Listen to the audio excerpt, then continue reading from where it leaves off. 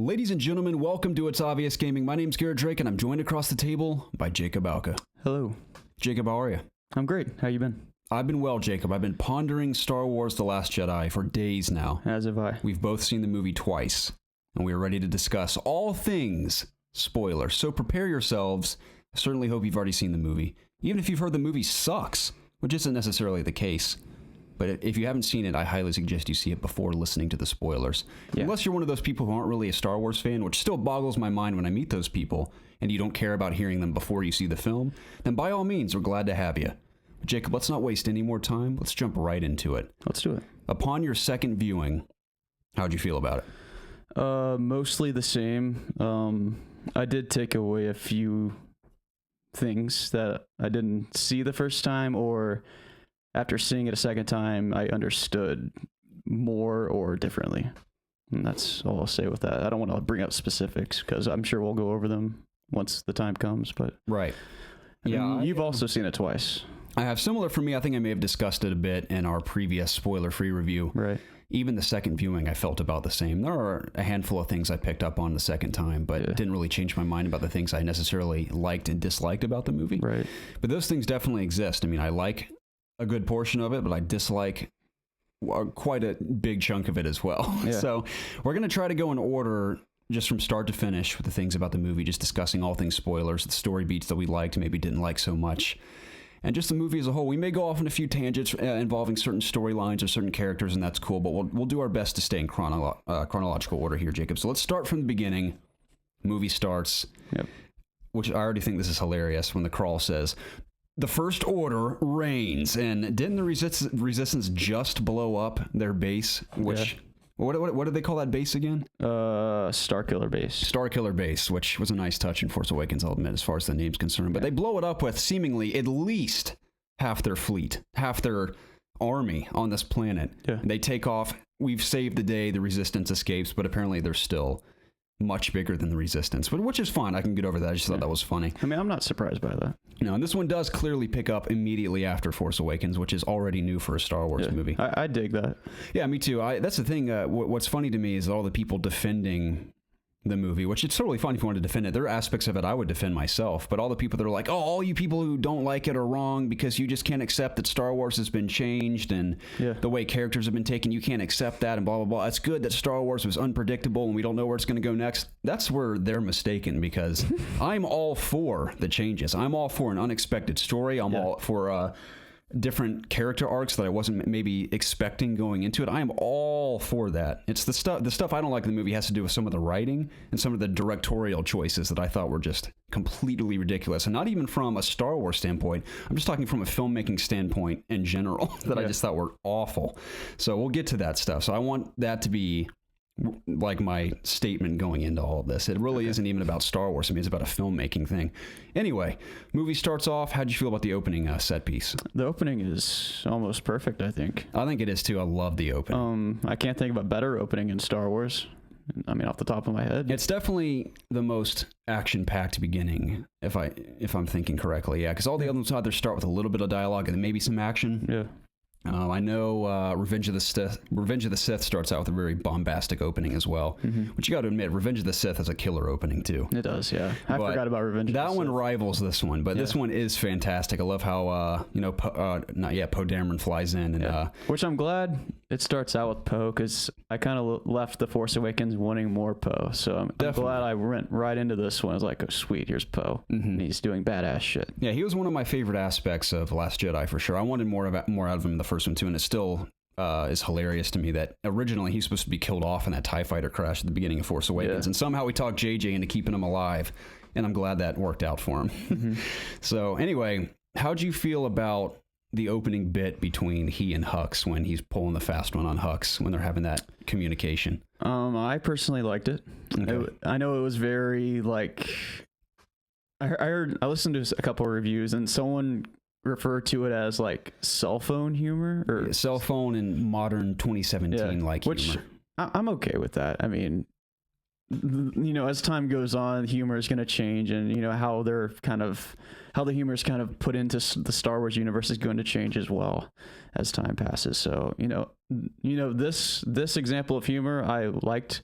There are other examples in the movie where I wasn't necessarily on board with it. Okay. What about you?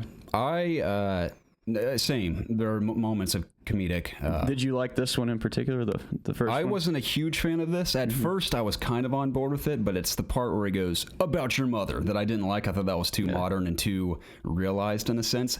I'm a fan of comedy, especially whether it be in a period piece or a sci-fi fantasy film, especially in a movie at the caliber of Star Wars. I'm a fan of humor that's timeless. For example, Han Solo's exchange is very similar in A New Hope, where they're in stormtrooper gear. They take out those guys right next to the holding cells where Princess Leia is, and he gets in the intercom. They're like, "What's going on down there? We heard blaster fire," and he's like, "Everything's fine here. It's cool. Everything's fine. How are you?" And the guy's like, "Who is this?" And then Han blasts the thing. And he's like, "That was a pointless conversation anywhere," or pointless conversation anyway. See, that's like timeless comedy to me. I think that's hilarious, and you can still laugh about that 30 years ago as much as you can today. I still think that scene's funny. Whereas this scene, you don't think this scene will hold up? No, because it's maybe going forward for younger audiences. I think some people may think this is hilarious, but for someone, and I'm not saying I'm an old man by any means, but I've been around since 93, so humor has obviously evolved over time.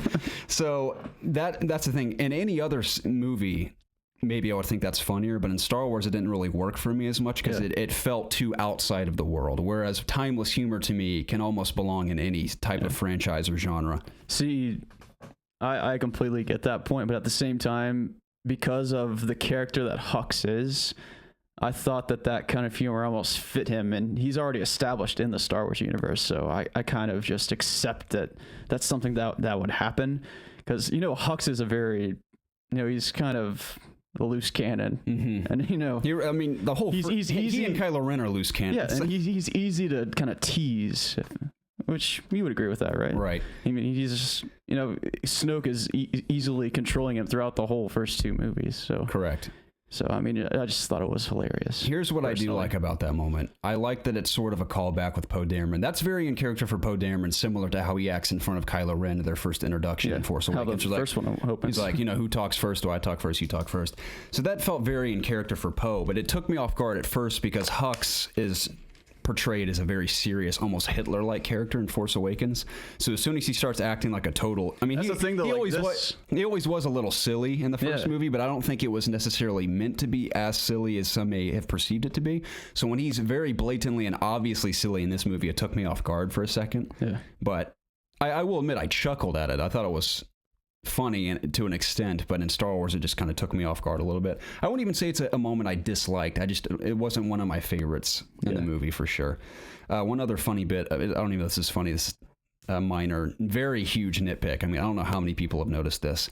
I can very easily, almost always pick up on ADR in movies. Now, I'm sure you know what ADR is. It's different ways to describe it. It's usually described as automatic dialogue replacement, where a scene is shot and either there's too much noise in the scene to record with microphones, or a bit of audio is recorded poorly, so they have to go into a studio and re-record it. They do this in practically every movie. Fun fact, this is way off topic, but King Kong, Peter Jackson's King Kong, they re-recorded every single line of dialogue in that movie. The whole time you're watching it, it isn't even what they recorded, the audio they recorded it with the day they shot it. It's all re-recorded in the studio from start to finish. Wow. Yeah, so go back and try to pick up on mistakes in that movie. I guarantee you'll find some.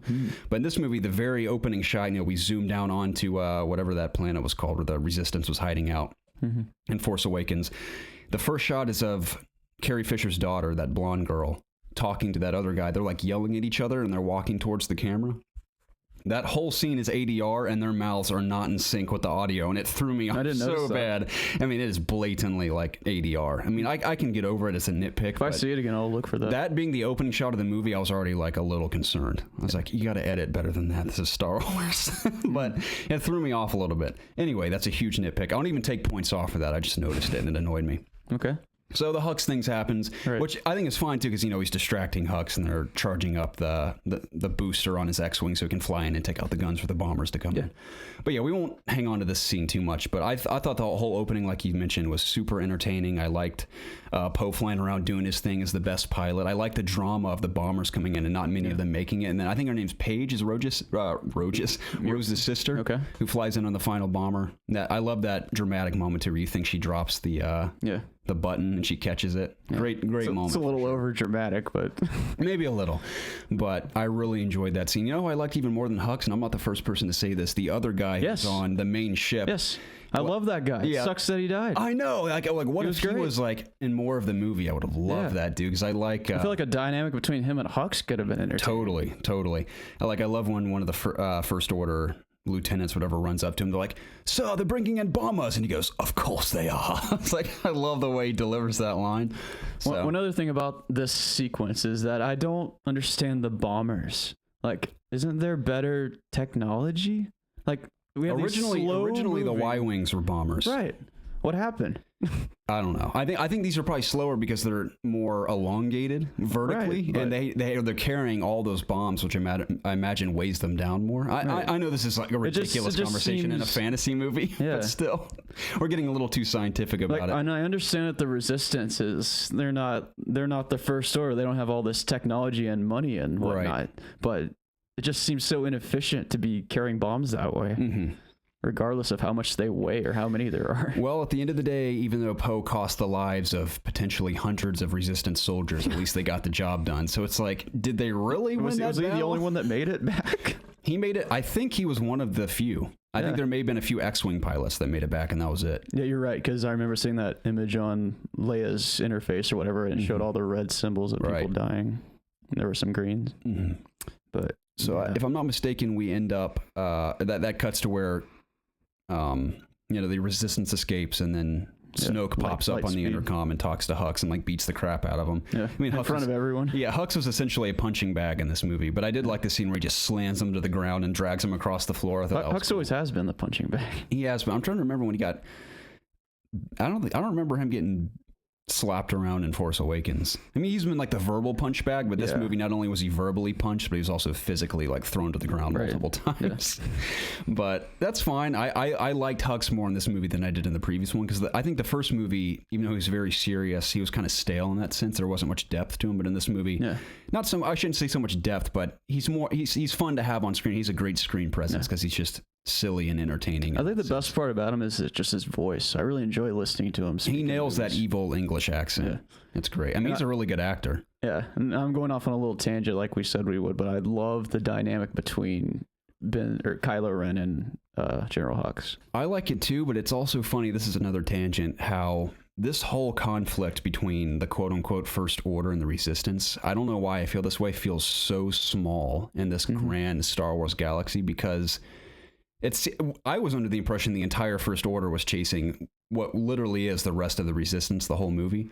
So and especially the people that are in charge, especially now that Princess Leia's gone, or at least going forward into Episode 9, you have Kylo and Hux, who are like bickering children, commanding the First Order, and then I assume it's Poe now who's commanding the Resistance, because Leia at the end's like, "Don't look at me, look at him. He seems to be the commander now."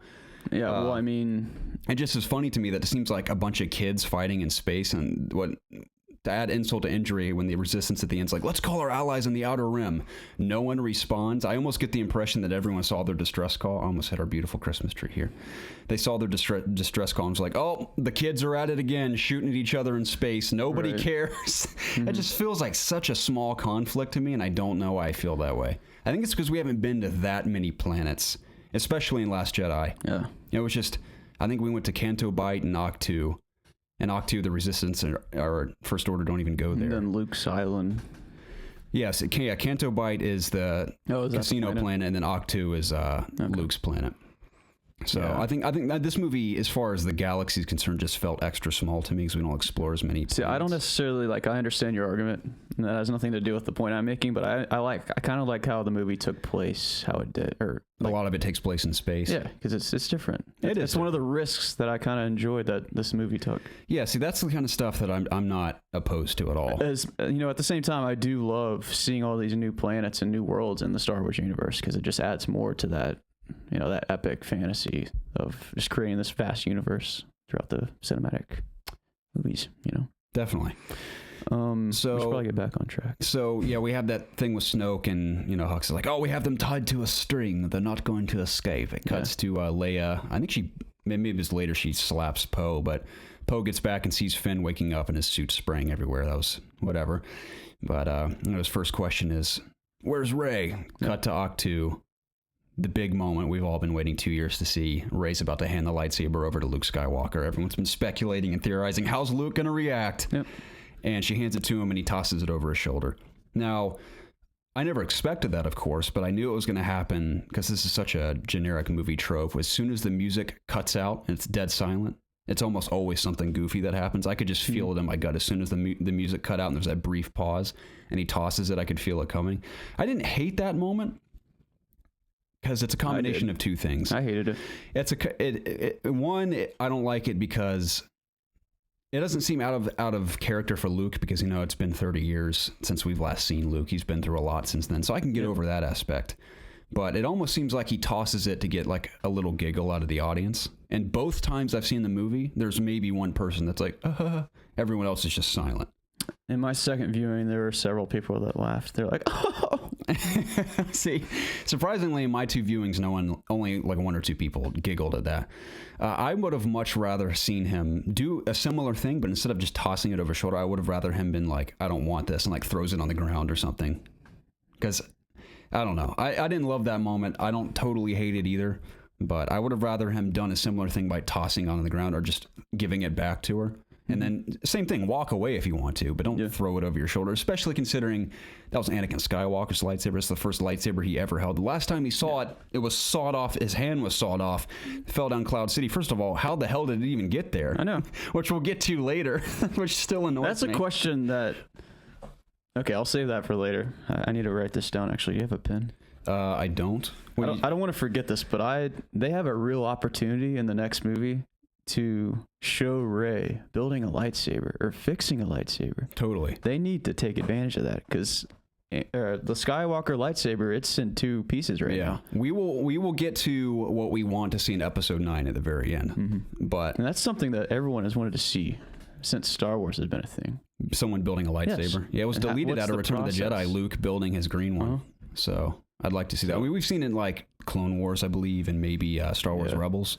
But I'd like to see it on the big screen. Not on the big screen, yeah. Anyway. Sorry. So he tosses it. Rey's like, what the F? So basically that sequence plays out where she watches him ignore her for a bit. Yep. Yeah, I think it cuts to and from her. Let's just talk about the island in general throughout the movie. We don't have to worry about going back and forth between scenes. So I liked Luke's daily routine that we get to watch him. It's this old broken hermit, essentially, where he goes out. And I love the way he fishes on that cliff. I thought that was pretty cool. Yep. How'd you feel about the giraffe, weird beached creature with the green milk? I thought it's fine. Star Wars always has its goofy alien creatures, I didn't dislike that moment. I've heard some people say, it was definitely a strange moment, but I haven't really heard anyone say they hated that moment specifically, where he just milks it and gulps it and looks at Rey like, this is my life now. I mean, Luke's always had that goofy side to him, I feel like, so I feel like it kind of fit. And he used to be a whiner, too. I mean, he's not really a whiner in this movie, but there were some moments. It's funny because you can see a lot of grown up Luke, but you can also see flickers of young Luke in this movie, and I loved that. But anyway, another example of that is when he's arguing with Yoda. He kind of sounds like his old self. He does, yeah, and he definitely sounds the youngest when he's talking to R2 and the Falcon, which we'll get to as well. That's probably one of my favorite Luke scenes in the movie, if not my favorite. So one thing leads to another. She ends up hearing the Force calling her to those books. I think they're called the Jedi. The tree. Yeah, the tree that has the Jedi, the wills of the Jedi, whatever they're called. The text. I don't pretend to know everything about Star Wars. So she goes to the tree. She sees them. Luke goes, "Who are you?" Turns around. They have that conversation. He's like, "I'm here for the Resistance." Yeah. Speaking of that, going off on so many tangents, the worst delivered line in the entire movie is from Rey, where she phones it in so hard and so poorly that I was completely out of the movie. I realized I'm in the theater holding popcorn and Twizzlers watching a Star Wars movie. Say it to me. It's when I don't remember exactly which part it is on the island, but it's when she says something like, "Luke, we need you to come back because Kylo Ren's becoming too powerful with the first order, and we need you to come back and stop him because he's getting powerful." She says something like that, and it's so he's strong with the Force. Yeah, he's strong with the Force, and you need to stop him. It's so poorly delivered that I'm almost certain that Rian Johnson his post-production team are in the editing room together. And Ryan goes, guys, I got to take a quick bathroom break. You mind just wrapping up this scene for me? Just cut it together. I'll come back and check it out when you're done. So Ryan Johnson leaves the room, his editor's at the editing bay. He doesn't realize that he's looking at a rehearsal take of Daisy Ridley practicing this scene. Mm-hmm. He thinks it's the real scene. This is her rehearsing, just messing around just to make sure she remembers the lines. And he goes, this is the correct take, edits it into the scene. And then Ryan Johnson comes back. He trusts his editor so much that he's like, Bill, how's the scene look? He goes, don't worry about it, Ryan. I took care of it. Let's move on. Ryan's like, cool. Didn't take a look at it until the movie was in theaters. Even when it's when the press is seeing this movie before it hits theaters, Ryan Johnson always takes a bathroom break at this scene because he trusts his editor. That was the right take. That take, Jacob, was so bad. Holy crap. Now, Daisy Ridley gives an incredible performance in the movie. I think overall she killed it. But that one take, man, holy crap, is it bad. And it's embedded in Star Wars forever. Yeah, thanks for sharing, bud.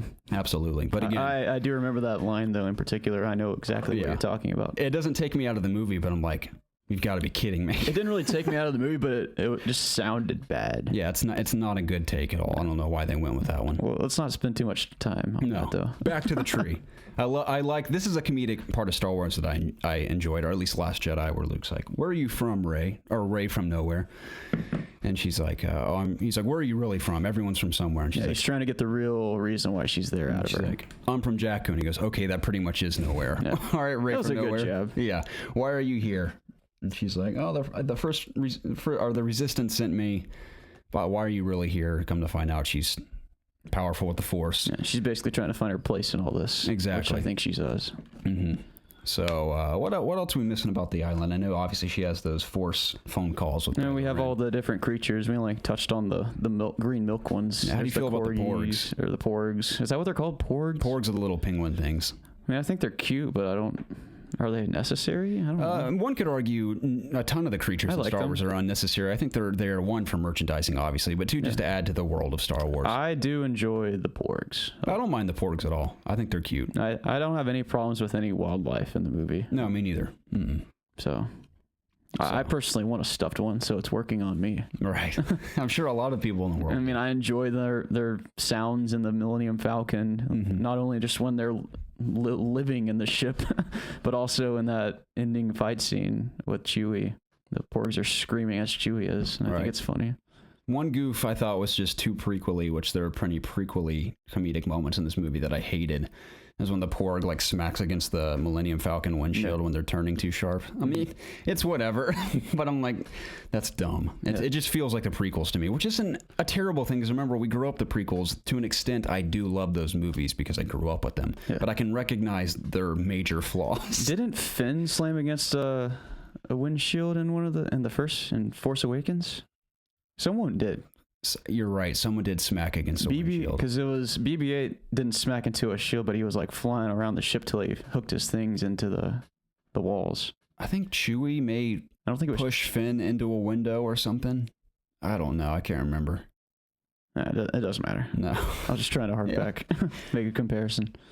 So before we talk about Rey and Kylo Ren's relationship on the island, how do you feel about Luke Skywalker in general being totally opposed to training and everything? Did you like that stuff? Because I thought it was cool. I enjoyed it. I thought it was cool. Just, I wish that he would have actually trained her or given her anything, you know? He sort of did, but it was more like a spiritual side of the Force versus like the physicality of using the Force. Like, here's how you Force push. Here's how you lift objects. Here's how you better wield a lightsaber. It was almost making her look internally at herself and the Force as a whole. Let's just say that, to make another comparison, I enjoyed Yoda Luke more than Luke Rey. Okay.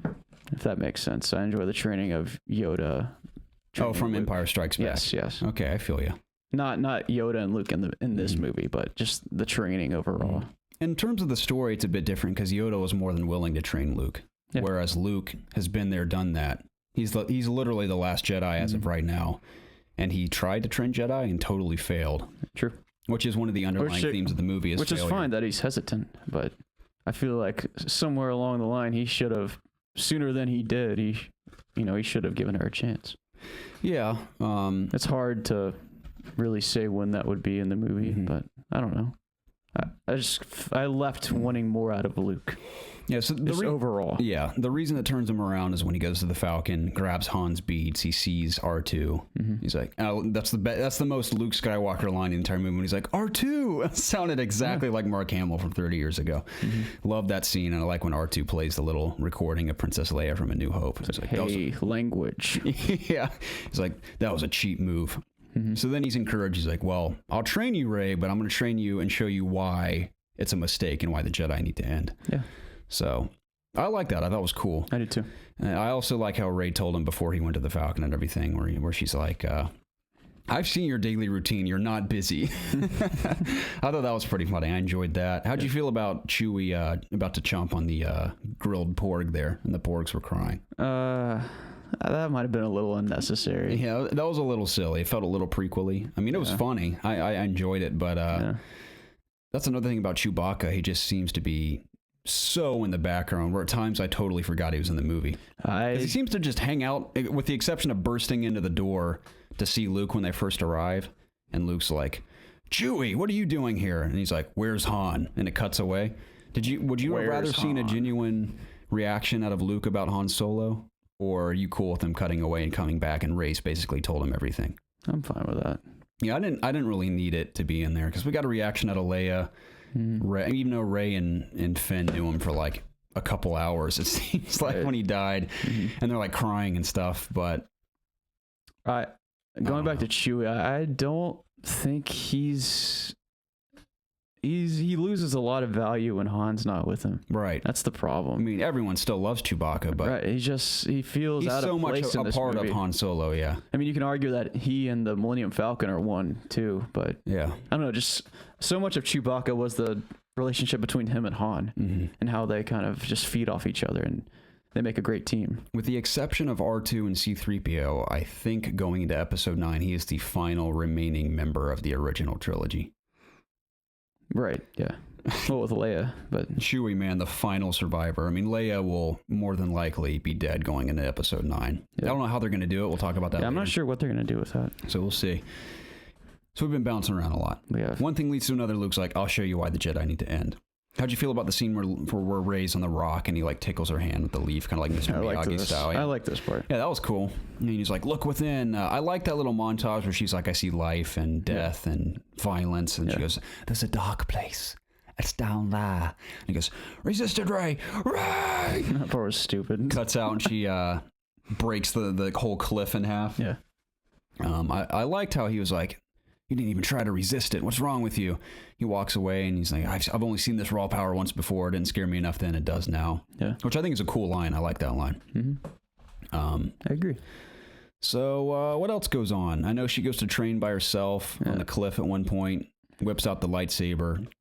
Yeah, just adding more humor to her destroying things on the island and the natives not liking her. The nuns. Practically kills the nuns with the falling boulder. Yeah. I mean, for the most part, I enjoy everything on the island. I don't have a lot of major gripes. That's what bums me out, because I would have loved to have spent twice as much time there. Yeah. But there's very much... Maybe we could have spent more time there and replaced that with all the unnecessary shit with Finn and Rose. Right. Which most Star Wars movies, if not all of them, have had like a main storyline and a subplot going on at the same time. Yeah. Nearly all of them. This movie we got 3.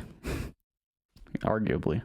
Sort of, 3 different timelines. Sort of, yeah. It's like all the Rey and Luke stuff. Mm-hmm. There's and the Rose and Finn. Rose and Finn are kind of connected to Poe Dameron's situation, but Poe's trying to deal with the stuff on the ship. Rose and Finn are doing their thing off on the worst part of the movie. I mean, we just have 3 conflicts. It's kind of too much for any movie, I would argue. Yeah, it's a little disjointed a lot of the time, which... Yeah. That's the thing. Like I said in our previous review, I mean, there's a very clear beginning, middle, and end. There's just a lot of things that were executed in a way that I think could have been better. Mm-hmm. We're getting to that. Yeah. So that's when around that time when the Force phone calls start happening between her and Kylo. Yeah. Which I thought was cool. We haven't seen that Force power, at least in the movies. I've heard they've been explored in, I think, the animated series and maybe a comic or two. I think specifically the animated series. But we haven't seen this power on the big screen before. But I thought it was pretty cool. I enjoyed it, but I wish it was raw. Like it was real. What do you mean? Like their relationship with each other would like without the influence of Snoke. Right. Which we'll talk about more later. They just connected on their own. Yeah. Okay. Which still, like that might be the case actually, but we'll get to that later. We'll see. I only say that because of how the movie ends. It leaves that option for speculation. Yeah. I think this is where this point in the movie where Daisy Ridley and Adam Driver's performances begin to really shine. Mm-hmm. I think Adam Driver was probably my favorite character in the movie. Kylo Ren was so awesome in this movie. I love not only his development as a character, but just his presence on screen is empowering, I think, in a sense. Yeah. Just his presence feels He plays bold. That character very well. He does, yeah. And he did a lot more in this movie than he did in the previous movie, at least in terms of getting things done. Yeah. Which I'm so excited to talk about. But, so, you know, Kylo's like, who's doing this? You're not powerful. I like how he says, like, you're not powerful enough to do this. It would kill you. Like, who's doing this? I don't know why the Force is connecting us, but I like their dialogue and how the conversation progresses very quickly between their interactions throughout the movie. I like how no time's wasted in terms of that relationship. Yeah. And I enjoy that he is kind of there for her when Luke isn't. Right. And, yeah, I like that aspect as well. Pulls her in other directions, which I like that kind of dynamic that the movie was playing with. Right. So one thing leads to another. And it's weird too, because you almost think there's like some sort of romance brewing between them, especially in the scene where I didn't realize how jacked Adam Driver was, but he looks pretty beefy in his shirtless scene. And Ray's like, can you put on a cloak or something? He's like, no. Yeah. And they keep talking. Anyway, so you think there's something romantic brewing there. And to an extent there is when they get to that final scene where Luke catches them. But I liked how this sequence was shot, even though it was ultimately not totally necessary, where she decides to go into the pit, the dark pit or whatever. She falls in. Yeah. And she goes up to that weird, it's almost like the mirror from Harry Potter where it'll like show her what she wants to see. How'd you feel about this whole sequence? This is one of my least favorite parts of the movie. Yeah, tell me why. It was unnecessary. Completely unnecessary, kind of like Rose and Finn.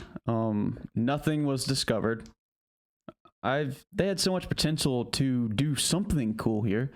They could have, done something to make her feel pulled to the dark side or something cool like that.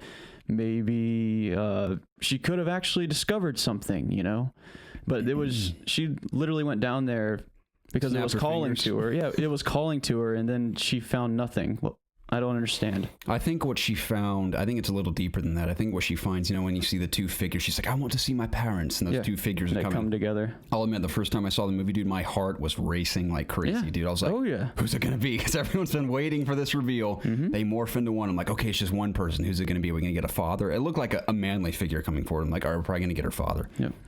Walks up, and when it dragged on to the point where it wasn't revealing them, I felt like, it's probably just going to be her reflection. Long behold, it is her reflection. But I think what that meant was it's similar to when Luke in Empire Strikes Back goes into that cave and he fights the vision of Darth Vader. And when he kills him, Darth Vader's mask explodes and Luke sees himself in Darth Vader. Yeah.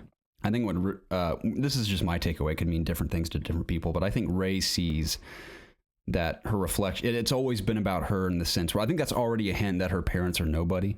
Because she came from nothing, similar to how Anakin Skywalker came from nothing.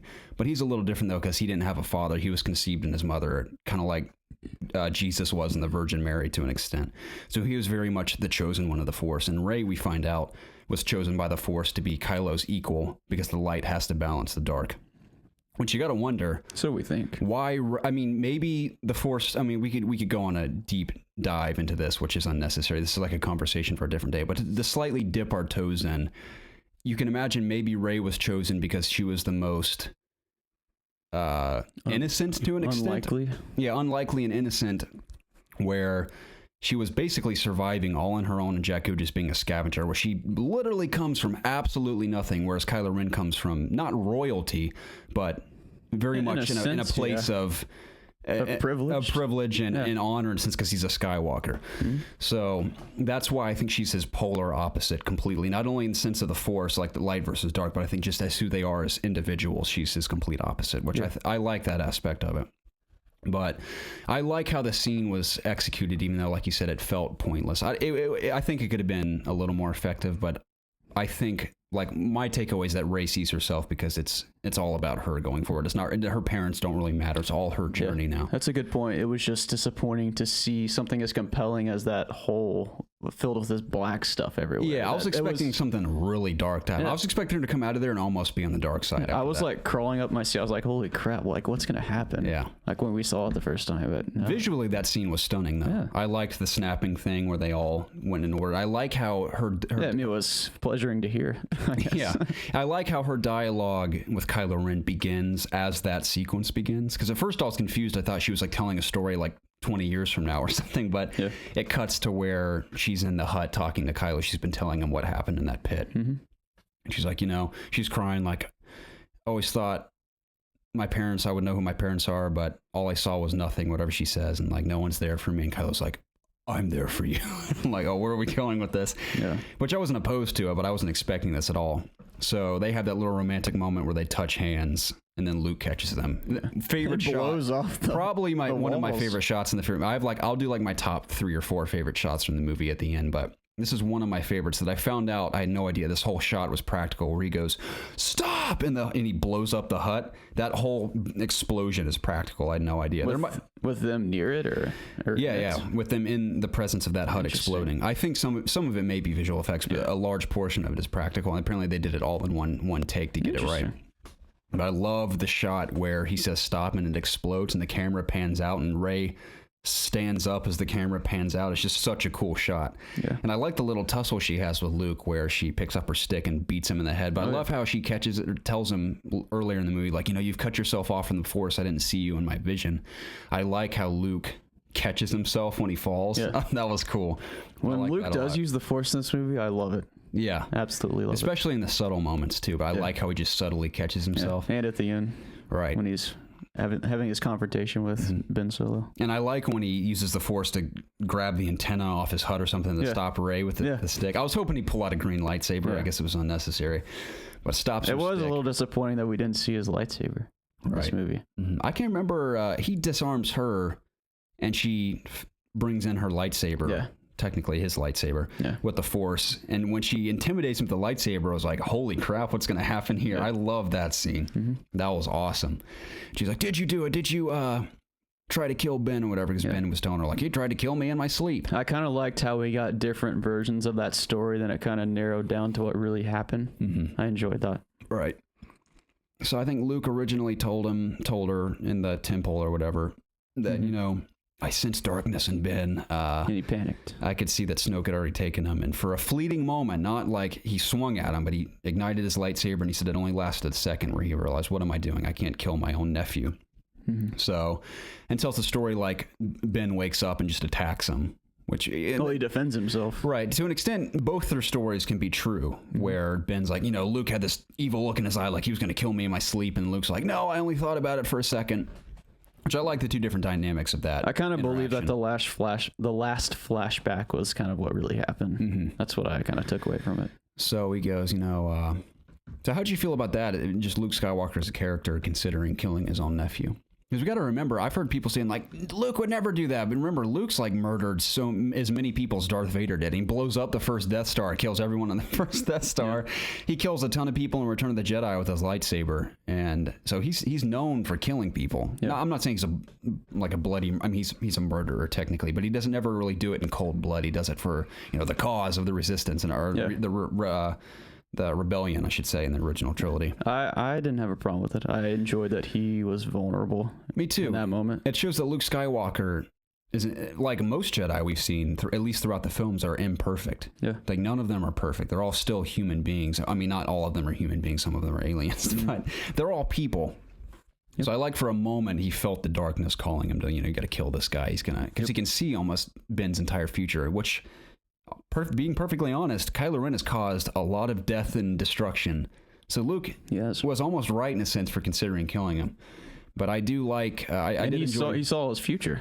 He did, That's why he considered it. But I also like the whole future aspect of the movie when Jedi and Sith are like, oh, I can see your future. I like how it's not only perfectly clear, which we see multiple times in the movie. We do. So Rey sees Kylo's future and Kylo sees her future. Right. Which one's correct? And the same thing with Snoke, where Snoke's like, I see what you're going to do, Kylo. And we all saw how that turned out. Yeah. But there are a lot of speculation about that. Yeah, there's a lot of theories about that. Yeah, we'll get to that, which that whole scene is easily my favorite in the movie. I mean, yeah, that's one of my favorite Star Wars scenes in history. I love it. I agree.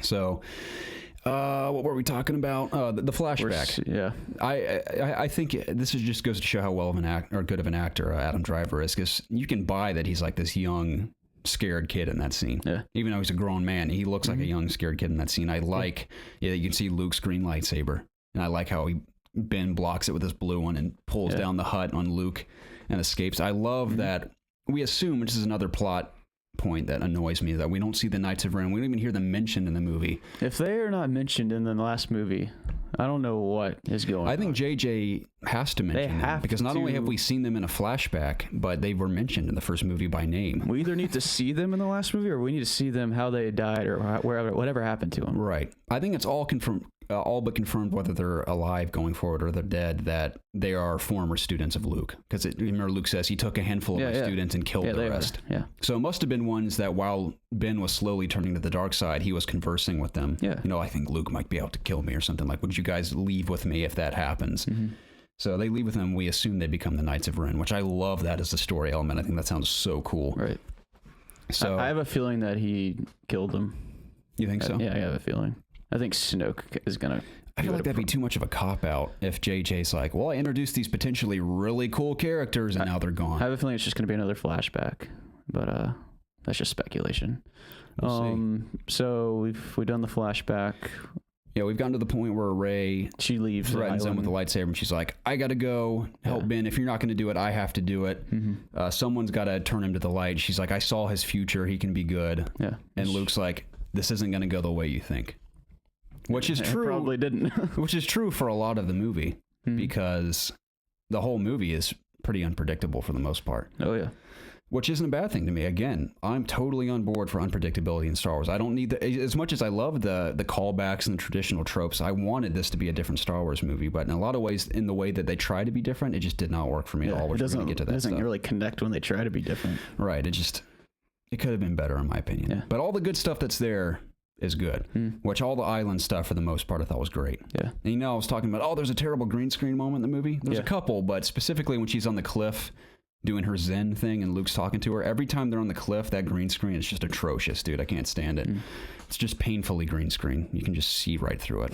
Anyway, that's besides the point. So we're going to talk about all the Rey and Kylo Ren stuff, then we'll go back and talk about everyone else. Because honestly, this is the most exciting part of the movie. Yeah. So I like that she thinks she has some sort of a relationship with Kylo, where they're sort of on the same page about things. And to an extent they are, but I like when she arrives and shoots out of the Falcon and goes to see Kylo, and she arrives on the First Order, or Snoke's ship, we should say. I think it's called, what's it called again? It starts with a D. It's not Dreadnought. That's the... Dreadnought. That's the one. No, that's the ship that gets destroyed in the beginning. Is that the beginning? Yeah. Okay. I think it's just Snoke's ship. Yeah, we'll just call it Snoke's ship. I'm pretty sure it's never given a name, so... I can't remember. But anyway, so she shows up. I like that when the fog clears and on her little pod, she sees Kylo standing there, and he just walks away, and she notices the stormtroopers are waiting with handcuffs. Like that aspect. Very much Return of the Jedi, this whole sequence, it seemed like, because... just like Vader and Luke in handcuffs goes to see the Emperor at the end of Return of the Jedi. And something completely different happens this time. Oh yeah, very different. Similar things happen, but also very different. Yeah. So Rey and Kylo go to see Snoke. And I will say, we need to talk about Snoke as a character in a minute too, because I thought Snoke was awesome in this movie. At least what we got. He's one of my favorite characters in the movie. Yeah, he was awesome. So, is there anything we need to touch on in the elevator? I mean, they just discuss that she knows how he's gonna. What his future is. Yeah, she's like, I've seen your future. She can turn. You can turn. It's not too late. And he goes, I've seen your future. And when the time is right, you're going to join me. And they're like, well, who's right here? Yeah. They show up, interact with Snoke. And I like how Snoke's calling her young Rey and talking crap. Blah, I enjoy how he's toying with her the whole time. How he hits her in the back of the head with a lightsaber. He drags her over to see what's happening to the Resistance fleet escaping to that planet. Yeah, I enjoyed all that. Am I missing anything? Nothing specific. I mean, there's a lot of dialogue there, but I like this. It's just him praising how well his student has done bringing her here. Yeah, like Kylo, like, oh, you're finally coming full circle. I have my faith is completely restored in you, blah, blah, blah. And he also tells him, like, I was the one connecting your minds, you idiots. It was me the whole time. Right. So, which was quite a reveal. It wasn't totally unexpected, but that was a bit of surprise. I'm like, oh dang! Like this whole time we thought, and like the Force was just calling them together. When that's what I wanted it to Snoke. be. I thought that would have been more compelling than him actually doing that. But right. So Snoke's responsible for this whole situation. He basically succeeded in bringing her there himself in a way. But I love the shot where she somehow breaks free from Snoke's grasp and Force calls Kylo's lightsaber. That shot of her wielding his lightsaber is almost like, could this be Rey's future when she's holding that lightsaber? It was cool. You know, of course, Snoke disarms her in like 2 seconds. And Snoke's like, okay, Kylo, it's time for you to kill this girl. Like, blah, blah, blah, blah, blah. And throwing out the very generic Emperor lines from original trilogy, like, you know, complete your training and fulfill your destiny. Yep. I did think it was funny how he's describing every moment of what Kylo's doing, where it's like, he's grabbing the lightsaber, he's about to ignite it and strike her down. Strike down his true enemy. You're right. And that's what I want to bring up, because what happens, obviously, is that Kylo activates the lightsaber and he cuts Snoke in half. But when I saw this a second time, it's what really caught my attention, to eliminate his true enemy. Maybe this is what Snoke was planning. And I want to believe that. I want to believe that Snoke isn't that stupid and that ignorant that he would not see that Kylo would be wanting to turn against him. There's a few things to analyze about that moment. I've thought about this a lot too. If he's telling him to strike down his true enemy, I think he knows that if Kylo kills his master, he will truly belong to the dark side. Think about how many times this has happened in Star Wars. Palpatine killed Darth Plagueis. Supposedly, we always thought Plagueis was Snoke, but apparently that's not the case. Or is it? Maybe we'll find out later. I don't know. Yeah. Palpatine killed his master. Vader, even though he didn't do it to fully go dark side, killed his master. And now, just like his grandfather before him, Kylo kills his master. It's like the dark side apprentices have a history of this. Yeah. If Snoke didn't have this intention, he's an idiot, because this has happened 100 times before. Yeah. But I pray that Disney is not dumb enough to just not establish this guy. That's one of my biggest gripes about the movie, that we didn't establish Snoke. I understand the argument where people argue that the Emperor was never established in the original movies. But there's the problem here, too, is that in the original trilogy, no one ultimately cared about where the Emperor came from because they didn't know anything else. But the fact that they go back to the prequels and explain it, that's where you're like, now we know who the Emperor is. But that happened later. You could argue they could just do that again for this. Right. So it just bothers me that Disney knows how much people care about the universe and everything, and you have to think that they would know that people want to know who this guy is, and they teased so many things in The Force Awakens. You can't blame people for wanting that. Exactly. It's because they made the setups feel so profound in Force Awakens, and then what is answered feels very lackluster. Yeah, it feels just lazy at some parts. And I'm not opposed to it being unexpected again, but it's just the way some of it happens. It feels lackluster to me. That's fine. If Snoke's dead, that's fine, because honestly, I enjoy Kylo Ren more than Snoke anyway. Yeah. Even though I did think the moments with Snoke in the movie were great, I think Andy Serkis just continues to shine. And Snoke visually looked incredible. Yeah. Like, even though he's completely fake, he looked almost completely realistic. Snoke is arguably the most compelling character in the new movies. You think so? Yeah. Just because you don't know anything about him, or what? Yeah, just he has the most potential, I feel like, in my opinion. He could have been any number of cool things, but I want to sit here and believe that in the next movie he's going to be, reprising a role in some kind of manner, whether that is a Force ghost. Yeah, a Force ghost. Whether somehow he uses the Force to inhabit another body. I don't know if that's possible in the Star Wars universe. I don't know if there's going to be flashbacks with him. Just something. They need something, because this guy is one of the best characters in these movies, and they're really wasting an opportunity to really explore him. And that's the thing. Even though his presence in his scenes is very powerful, not to like, oh, he's a powerful bad guy. I mean, just the performance from Andy Serkis is so powerful. Yeah. And again, that he puts on a much better performance than Emperor Palpatine ever did. Oh, totally. I want to know more about this guy than I ever did about the Emperor. Yeah, especially because the way he looks. Like, what's the story of his face? Yeah, his face itself tells a story in a way. It's like, where on earth have you been? How did you get to this place of power after the Empire? For now, in the novel version, I can't really complain about this in the sense of the movies because they don't really mention it in the movie, but in the novel version, it says that Snoke has been around since the rise of the Empire and all the way until now. He's been around through all of it. Now, what has he been doing the entire time? Yeah, that's something that needs to be explored. It's like, I don't really, because even as cool as that moment is, his death scene, at the same time, I'm like, who the hell even was that guy? Doesn't matter in the grand scheme of things, because now that Kylo is the top dog, like, that's cool. We get more Kylo Ren. Yep. But I'm interested to know how the First Order rose after the Empire fell. I mean, how is that even possible? There has to be, and that's the thing, I don't want another prequel trilogy to this trilogy in between like the original trilogy and this one. Yeah. I don't want that at all. Like, I don't want it to be phoned in either. Like, well, this is exactly what happened. What if they made another movie like they did with Rogue One to bridge that gap? That could be cool, but can you tell the rise of the First Order in one movie? Maybe. Yeah, maybe. I don't know. It's just an idea. I don't know. I'm disappointed in the sense that I wanted to know more about Snoke, but at the same time, I'm not devastated because I do love Kylo Ren and how much more he can progress as a character. And even his progression, his arc in this movie is so much bigger than his arc in Force Awakens that I do want to see more of him. With the exception of how Snoke just went out with us not knowing a lot about him, I do really like that they took the chance of killing the Master in the second movie of the trilogy. Totally. It felt very much like it'd be in the third movie. Yeah. No, I really enjoy that they actually did that. That's kind of cool. Mm-hmm. So just the way they did it. Another bit to analyze about that, how we're talking, is Kylo killing his true enemy. Because one, Snoke could know, if he kills me, he will truly become the most powerful.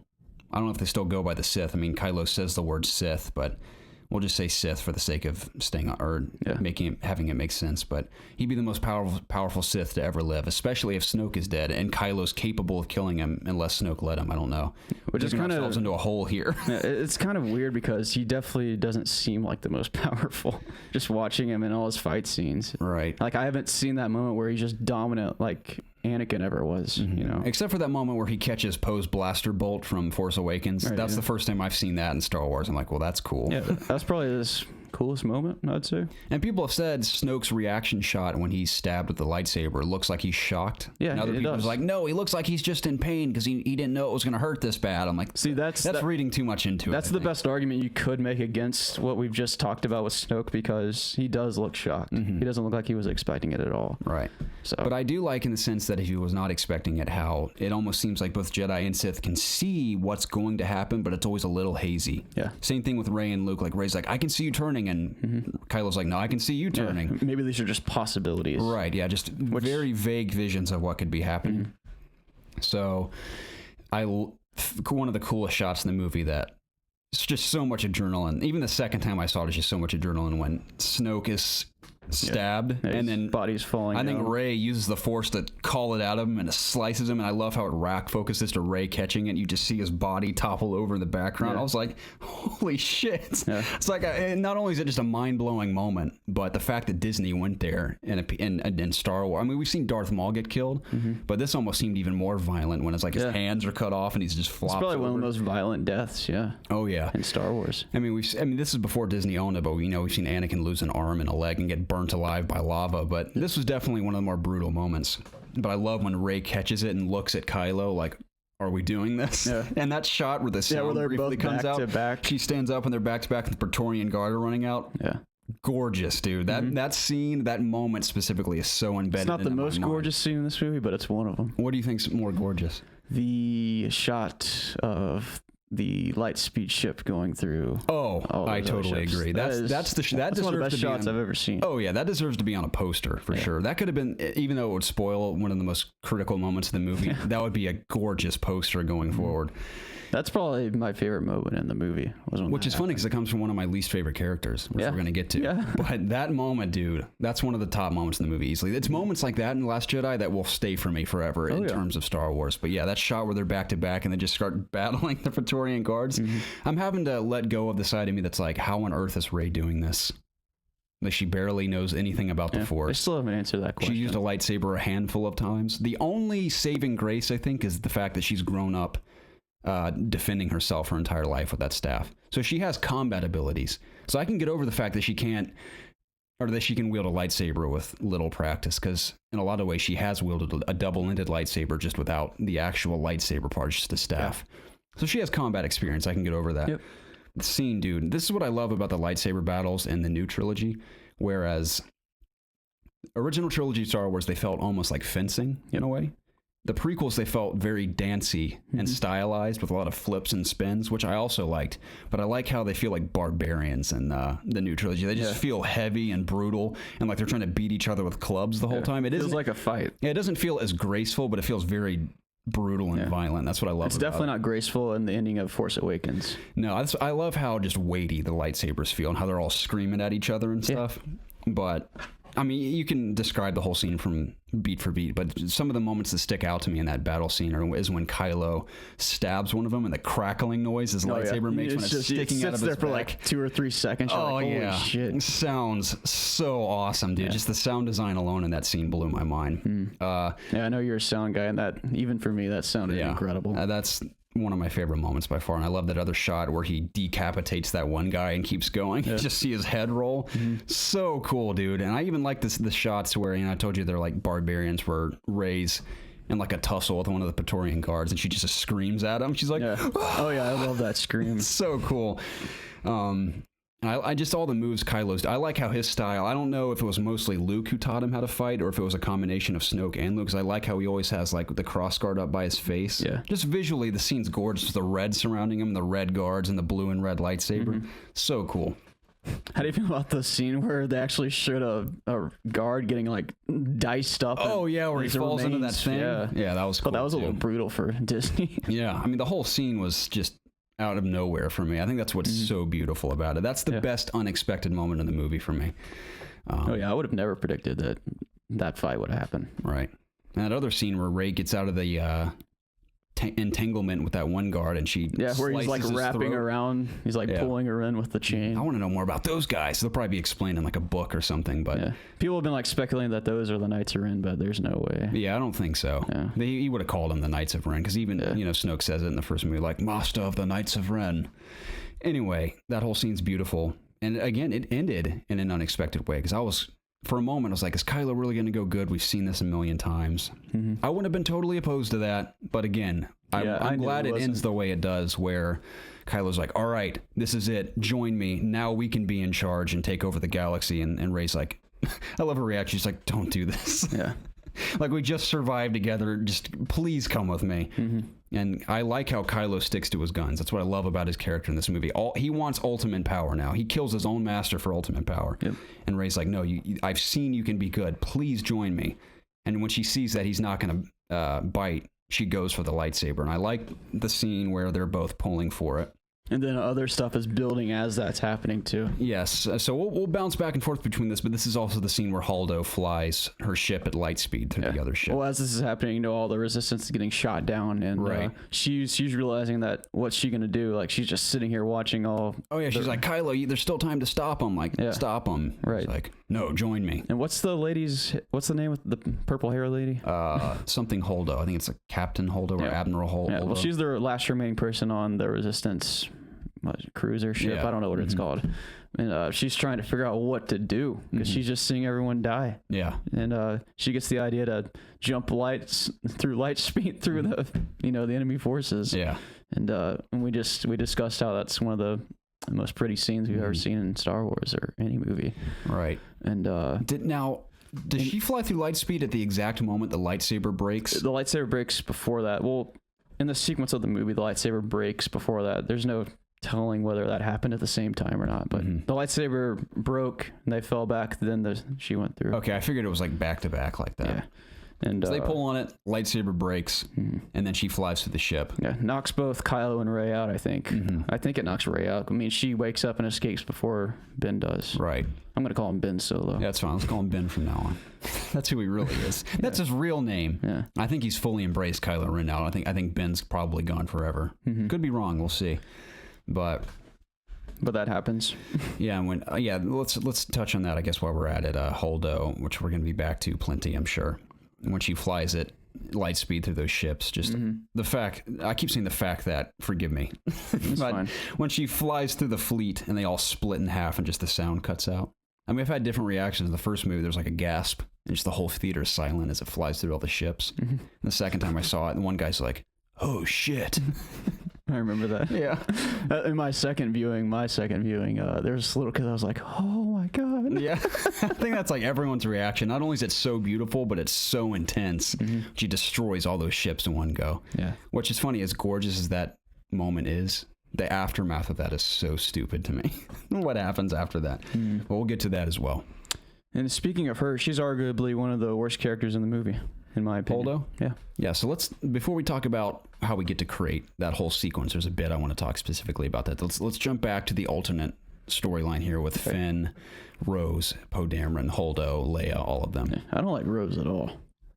I'm not a big fan either. Not one bit. I'm not a fan. I think she's cute. I think she has a fun personality, but her character... She's very much a Disney character. She felt like a Disney princess. Yeah. Which isn't a bad thing, but wasn't a huge fan. I mean, for multiple reasons. I enjoy that she had a sister that died in that bombing run at the beginning of the movie. I thought that was interesting about her. And I enjoyed that she was just a little mechanic at the beginning of the movie talking to Finn when he was trying to escape and go find Rey or whatever. And that's another problem I have with her character. I love the idea of just a normal person in the galaxy. I'm just a mechanic. I don't wield a lightsaber. I can't really shoot a blaster, but I work on the ship. I like that idea. But never once does she even utilize that skill on their journey. She's just kind of along for the ride, spurting facts about where they're at, and that's it. Forgive me, I don't know who brought this up or who said it, but why couldn't she have been the code breaker? You know?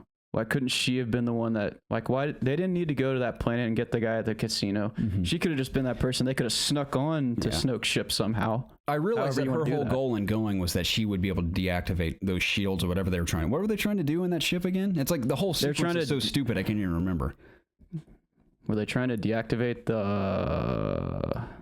like their light speed mechanism or something, so they could escape? Yeah. They're trying to destroy the thing that let them track. Oh, that's right. The tracker. Yeah. That's what they're trying to disable. Which was on Snoke's ship. So I get that's why she went along for the journey, because she was capable of doing that. Yeah. But they never even get to that point. No. So anyway, we got to talk about the scene where Leia gets blown out into space. Right. Yeah. One of my least favorite moments of the entire movie.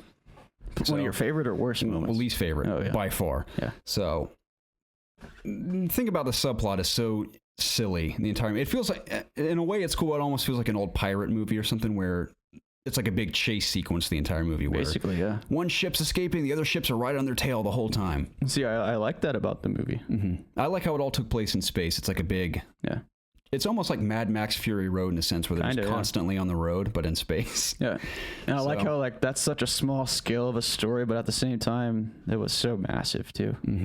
Especially because that's all of the resistance on the run. They left their entire. There's nothing left. There's no resistance left. Yeah, they lost a lot of their fleet in the opening sequence, and what's left of them, they're dropping like flies. As soon as the ships run out of fuel, they fall back and get blasted to bits. So we first are introduced to the ability that the First Order has to track them through light speed, which is new to the series as well. When they exit light speed and they're like, holy crap, the resistance is appearing out of nowhere. They can track us through light speed. What? The First Order. Yeah, First Order. And then, Kylo has just had this interaction with Snoke, which we didn't even talk about at the beginning when we're introduced to Snoke for the first time in the flesh in this new trilogy. He's still wearing his mask. Kylo is. Kylo shows up in his mask. I like how Snoke talks down to him.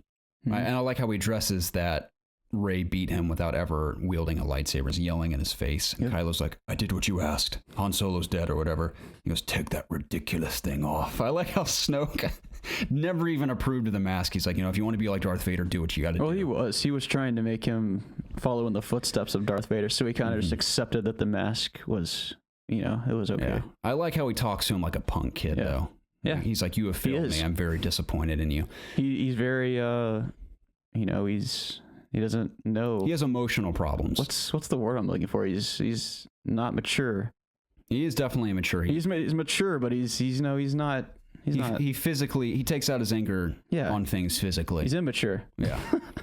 But he's very powerful. Right. And that's why Snoke sees potential in him. He's a like, loose cannon. If I can mold this guy to be not so much an idiot, then there's a lot of potential here. But at the same time, that's why he keeps someone like Hux around, because he can easily manipulate him. Right. Maybe he can easily manipulate Yeah, I think Kylo. he even mentions that when Hux walks away. It's like, that's why you keep whatever on a leash. Same scene, yeah. But I like that interaction between him and Snoke's treating him like crap. Yeah. It's like, you failed me. You need to get your act together, essentially. But again, Andy Serkis killed it in the movie. I thought he was awesome. Just a shame we didn't get more of him. I would have loved to have seen more of him. Right. But that's when Kylo breaks his mask. I think it's cool how his mask mirrors Vader's crushed mask from Force Awakens, that shrine he has.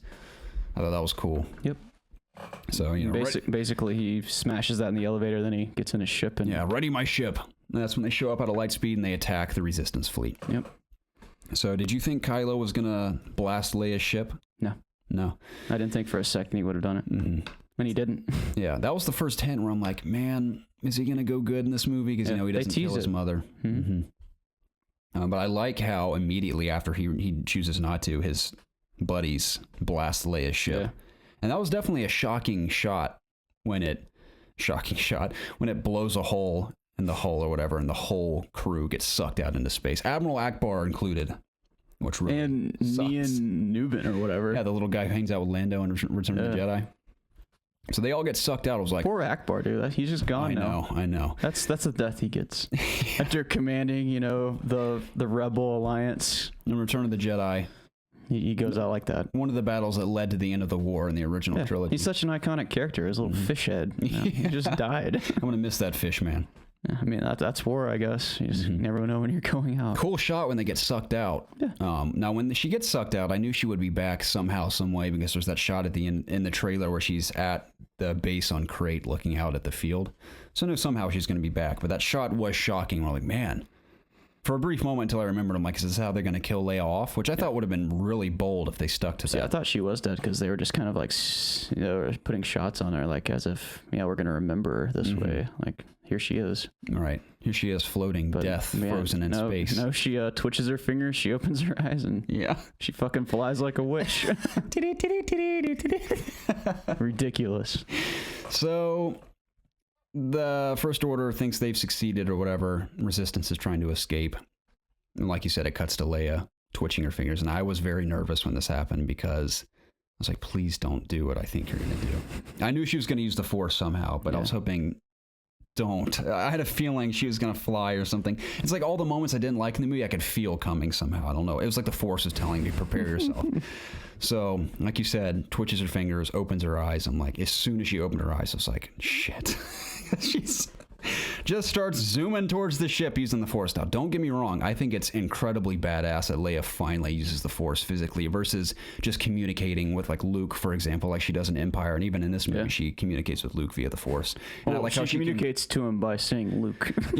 But she can also feel death and pain as well. She can feel the death of Han Solo in Force Awakens. She can feel that Kylo's out there looking at her. It's like they have that connection briefly. Yeah, when he flies right by her, she senses that he's there, and he senses that she's there. Definitely. I like that aspect. And I have been waiting for a moment for Leia in the movies to actually use the Force in a physical manner like that. But I hated the way she used it in this movie, dude. Not only is that so silly that I know she has the Force and she's not a Jedi, but she's a Skywalker. So she may have the power to survive being sucked into space, the vacuum of space, and fly back. I can buy her surviving, but her using the Force flying like Superman back to the ship is just one of the goofiest things I've ever seen. Yep. I mean, it was straight cringe. Completely cringy. I hated every moment of it. I remember just seeing it for the first time, and I was like, yeah. What is this? I know. Is this Harry Potter? Like, I don't know if forgive me, I'm not trying to draw conclusions for everyone. If you like that scene, that's great. And like I said, I wanted Leia to use the Force, but I wanted her to use it differently. Yeah. Which I would have much rather her, let's say she's in Crait, one of the ships blasts the base and rocks begin to fall. What if she just stops the rocks? Yeah. Or something's flying at her and she stops it with the Force? Yeah, out of instinct. Yeah, instead of flying through space. Yeah. So dumb, dude. But again, if you could go back, like, what would you have any ideas maybe in other ways to save her? Like, would someone come by and I would have much rather someone flown by in a ship or something. I know even that sounds ridiculous. It does. But like, if you're gonna I don't feel like there's a good way to explain any of that. I would have rather her just been shot. She's like, oh, and she like gets knocked unconscious by it, and she comes back same way she does in the movie, just doesn't fly through space. So dumb. I guess they were just trying to establish that the resistance is being dwindled significantly. and they needed a way to save Leia, and that's what they came up with. I guess, dude, I just wish it had been those are the moments in the movie where I'm like, I get what they were going for, but I don't like the way it was executed. Again, I wanted to see her use the Force, just not flying through space. That was so silly. I hated it completely. I agree. One of the worst moments in the movie for me. Doesn't ruin it, but it was stupid to me. Another worst moment is, what's that other planet? With the casino planet. Canto Bight. We're getting there. Yeah, very soon. Worst part of the movie for me by far. So... But there are elements that I appreciate about it, but overall I didn't like it. So Leia gets back to the ship in the goofiest way possible. She's knocked unconscious. They're like, well, who's our new leader? And you think it's going to be Poe, but no, it's Captain... Well, I don't think it's Captain. We're just going to call her Captain Holdo for now. Purple-haired lady. Someone we never heard of. No, never heard of her. Have no idea who she is. But here's a little backstory for you, Jacob, which I mentioned, I think, in the podcast earlier this week. Without spoiling, I said... I found out that there is a book about Leia that has Holdo in it. And it just so happens that Holdo was a childhood friend of Leia's in Alderaan, and they grew up together. Okay. And in the book, Holdo is described very much like Luna Lovegood in terms of personality and appearance. She looks as fruity as apparently her personality is. But in the movie, she's dead serious. So her appearance, which I'm not trying to say people should dress a certain way, but the whole resistance is dressed in military garb. And Leia looks prettier, but she also is in like a matte gray. And looks sort of militarized. Yeah. And Holdo comes out of nowhere dressed in like a ball gown and purple hair. Right. Which is whatever. Do what you will. But I feel like when an appearance like that, she should be acting a certain way. Where apparently in the book, she's very fruity, like Professor Umbridge or something, which I would have hated even more. Yeah. At least she was a serious character, but this is where... Well, it just establishes that she's in direct contrast with everyone else on the ship as it first appears, with that confrontation with Poe throughout the movie. So this is the stuff that I just did not like at all, and it has nothing to do with the direction of the story. It just is the way it was written and the way...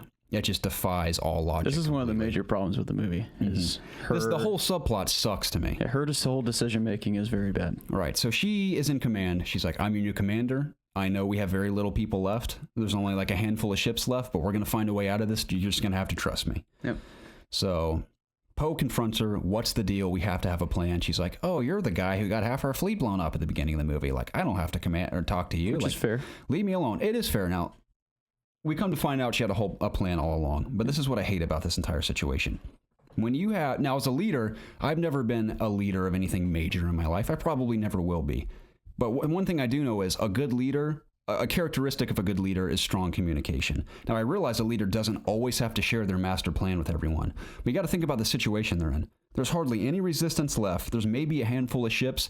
In this situation, you have to be very clear as to what the plan is. Otherwise, people are going to lose their minds because they're in a very desperate situation. Now, if the whole army is under control, you have your whole fleet, we're good to go, then I'll tell you the plan later, you just do your job. Yeah. But again, in a situation like this, you need to be transparent. And she sees all the problems that arise because she just refuses to be clear with Poe. Yep. And everyone else on the ship. And that really comes to... to fruition in the second confrontation with her and Poe, when everyone in the whole like control base, I guess it is looking at them too, and she still doesn't tell anyone what's really going on. Everyone just thinks they're all fleeing, and that Poe is just he's trying to get through to her and ask her, what's going on, what are they doing, right? And she's not budging, and I don't get it. I do not understand. So Holdo's like, I'm not saying anything to you. So Poe's like, well, crap, what are we going to do? Meanwhile, Finn's like, I've got to take Leia's tracker and take it far away from here because Rey needs to be safe when she returns. Yep. So even though Finn was a major letdown for me in this movie overall, I do like the idea of his character evolving from somewhat of a coward. Like even in Force Awakens, he's trying to run away, but he sticks around to the end of Force Awakens. He's somewhat of a hero. He stands up to Kylo Ren. He tries to run away again. And he tries to run away again. He's like, I'm over all this. I just want to get Rey out of here and just get away from all this. Yeah. Which you can't blame the man. He grew up as a First Order trooper. He defected. His whole life he's known nothing but violence and control and blah, blah. He just wants to be away from all of it. So to an extent I get that, but he tries to escape, and this is when he first meets Rose. He tries to get on a escape pod, and Rose is crying in the corner, sees him. She's like, where are you going? How did you feel about this whole introduction to Rose? Man, I thought it was okay, because this is the only part that I really like Rose in the whole movie. Was this initial confrontation, because because it does bring into question, why is Finn running again? And I'm glad that she does stop him, because I mean, it kind of follows the same suit that The Force Awakens does when he's trying to bring Rey and flee from that's not Jakku. It's whatever Maz's planet is. Takodana. Yeah, Takodana. Mm. I should have known that. Okay, I only know it from Battlefront 2. Oh yeah, that's playing right. the multiplayer. I remember playing on that map in the beta, but yeah, like I said, it's the only part that I really like her in this movie. I feel like their whole relationship, her and Finn, was kind of forced. Do you feel that way too? Yeah, we'll get to that. It was definitely, it felt forced for sure. I didn't know if you wanted to touch on unnecessary anything. as well. But I think the best interaction they have in the entire movie is their initial introduction, where she confronts him. She's like, "You're Finn. You're a hero of the Resistance." And I love Finn's nonchalant, like, "Oh, I'm not a hero," but he's like proud of that she's saying. I like when Finn does that. Like he takes on this persona. Yeah, this resistance. Persona. He's like this big resistance. He just plays guy. Into it. Yeah. He's like trying to be Han Solo, but he's not. Exactly. I like that about his personality a lot. So she's like, "Oh, you're Finn and you're trying to escape." He goes, "What? No, I'm just doing a routine checkup." She goes, "I've had to stun 8 people trying to escape today." And he goes, "That's just disgraceful." I love that line. She goes, "But you're trying to escape." And she's like, "It doesn't." She sees his bag. She's like, "It doesn't matter who you are." And he's like, "No, you don't understand." She zaps him. Yeah. He wakes up. She's dragging him on that cart. She's like, "I'm taking you to the hold for trying to escape," or trying to bail on us. Whatever she said. Yeah. He's like, "No, you don't understand. I'm trying to help my friend get away from here." She's like, "It doesn't matter." And he's like, "No, you don't get it. Like, we gotta." Somehow they get on the topic of disabling. He's like, oh yeah, that's what he says. The First Order's tracking us through light speed. We gotta. There's nothing we can do. She was like, "What? That's not possible." And she's like, "That's not possible." If they had blah blah blah blah blah, and they come to the same note where they realize that they're on the same page about how they're doing this. She goes, "But there's got to be a way to disable that." And he goes, "I know a guy who can do it." And she goes, "Who?" He's like, "The guy who used to mop it." Which I kind of wish Finn wasn't necessarily a janitor. I wish he was actually a badass stormtrooper who defected, especially considering he worked under Phasma, which is a whole nother topic that we'll get to. Yeah. But they land on the same page and they realize, hey, wait a second, maybe we can do something about this. So they're like, cool. They meet up with Poe. Poe's like, wait. You know how, she's like, I'm a mechanic. I can disable the thing that they're tracking us with if we can get on that ship. I was like, well, they had that whole conversation. I can't remember everything that happens, but we only know one person who could do something like this, and they contact Maz, right? Right, which is another one of the worst parts of the movie. I feel like why did she even need to be in this movie? I don't know. I guess because she was in the last one, but. Like, are they going to try to fit her in the next movie too? Just because... If they do, I hope it's better than they did in this movie. Yeah. I mean, funniest theater experience I've had in like the last 5 years during this scene. But anyway, they're like, we gotta need someone that's going to break the code. Who's going to break the code? Because, Finn's like, I can get us there. Rose is like, I can disable it, but who's going to crack the code to get into the actual vault or whatever? So that's when who's going to crack it in to actually get us to the ship. Correct. Because there's barriers and shit. So that's when they cut to contacting Maz, which... One is hilarious because Finn talked to her for maybe 10 seconds in the previous movie, and he just bailed. But granted, the last time he saw her, she's like, you have a weapon, use the lightsaber. That's the last time he sees her. And you can't argue that, does Poe even know her? Like, yeah, Finn is the only one who knows her, but they call her like they're all best friends. But this is what I hated about it, is because that whole sequence felt like he's just spitting dialogue the whole time, like... There's a code breaker. I know him. He's great. You can find him on Canto Bight. Blah, blah, blah, blah, blah. He has the little lapel on his thing. Yep. Or whatever that... I think they said lapel or something. Or like red. Red whatever flower it is on his lapel. Blah, blah, blah, blah. It just felt like out of a cartoon or a video game or something to me. Where she's like, this is the mission, gang. Like, do you accept? You got to go on this mission. Yeah. But it was so silly because it felt very like...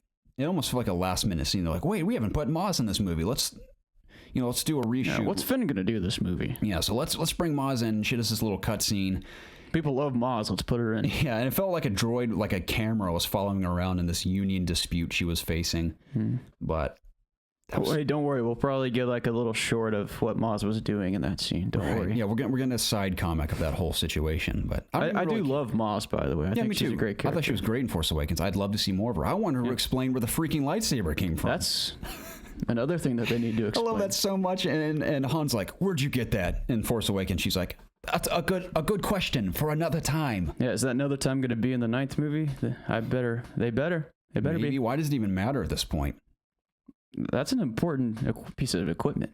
I guess it's probably It's some been silly through a story lot. like my friend was scavenging on Cloud City and found it in like a gutter somewhere. I don't know. Has that lightsaber been in every movie? Was it in The Phantom Menace? It wasn't. It's been around since I think Revenge of the Sith because was it in? Because remember, Anakin's lightsaber gets broken in That's true. Clone You're right. Wars, You're right. Okay. and then he gets a new one for Revenge of the Sith. So it's been around since the Sith. It's the same one he fought Obi-Wan with. Yeah. Sorry. Anyway, my favorite part of it, because the first time I saw that, I'm like, well, that was dumb. Just that whole interaction was weird to me. Mm-hmm. But the second time I saw it was even better because as soon as that scene wrapped up, the whole theater is dead silent. And you just hear one guy like 3 rows behind us go, the fuck was that? It's the funniest reaction I have heard in a theater in so long. Even better than when people gasp at the light speed sequence or anyone's reaction to Snoke dying and everything. That just when that whole scene wraps up, it's so quick, so random, ends, cuts off, silence in the theater. Just hear, what the fuck was that? It's so funny. As I was watching the movie the second time, this is kind of separate, and I saw Snoke die again. I was like shaking my head and like kind of just quietly laughing, and I could see like one person to my right doing the same thing, and also there's like a couple rows down in front of me, I saw someone else just shaking their head, right, that they were disappointed. So we're not the only ones upset, clearly. Yeah. I mean, I know the internet's on fire. It's like there's good parts about that and there's bad parts about it. Yeah. And I'm trying to let the good outweigh the bad. Yeah. We're trying to balance, what we like and what we didn't like, even though it's kind of seeming like we're just bashing the movie completely. So this is where the subplot kicks off, where Rose and Finn go to Canto Bight. The most prequel-y part of the movie that I thought was not only pointless, but just didn't do it for me on any level. Yeah. Now, I like the idea of a casino planet on Star Wars. I do too. But the design of it looked very Earth-like. It looked like they were in Vegas. Which, if you're going to make a Star Wars casino, at least Star Wars it up a bit more. Now, of course, there were practical and CG characters in this casino. Some of them look better than others. This was kind of like the musical scene in this movie. It almost felt like it was put there for that reason or something. It felt almost like, I've heard other people make this comparison, it felt like a Harry Potter scene in a movie, especially when they escape on the horse things. I know they're like something ears. Yeah. But kind of felt like the Hippogriff Prisoner of Azkaban or something. It's exactly what it felt like. So, like idiots, they arrive on this planet and just park on the beach. And the guy's like, they parked. I liked that humor. They parked illegally on the beach. Like what? And that guy literally had a southern accent. Yeah. They parked illegally on the beach. They can't. They can't park there, but they did it anyway. Yeah. Something like that. Yeah. I mean, I liked that guy. There are parts of it that are humorous, but I liked that they got caught by that guy. I thought that was a cool tie-in. But just like you were saying, the overall reason for them being there on the planet and just how it was, actually portrayed was not good. It was just boring to me too. There's nothing particularly interesting about it. And they're like trying to make us care about this planet. And like, why should we care about this planet? Like, it has no significance besides the code breaker. Right. So they're there and they go out and see the horse race. And I was hoping when they come out to that field, I hope it's going to be pod racing. I would have much rather seen that'd have been cool. Like modern pod racing, like fancy looking pod races for all these rich people to bet on. I think that'd have been way cooler. But they get there, and Rose is like, there's slave children here, and yeah, Finn loves the planet and he loves everything about He's it. like, this is great, and she tells him why it's terrible. Yeah, she's like, look closer. Yeah, the animals are being tortured. They're slave children, which that sucks. But at the same time, I really don't care. But which people could argue there's a bunch of political undertones in this movie, which there's been political stuff in past Star Wars movies, so I don't really care about that stuff.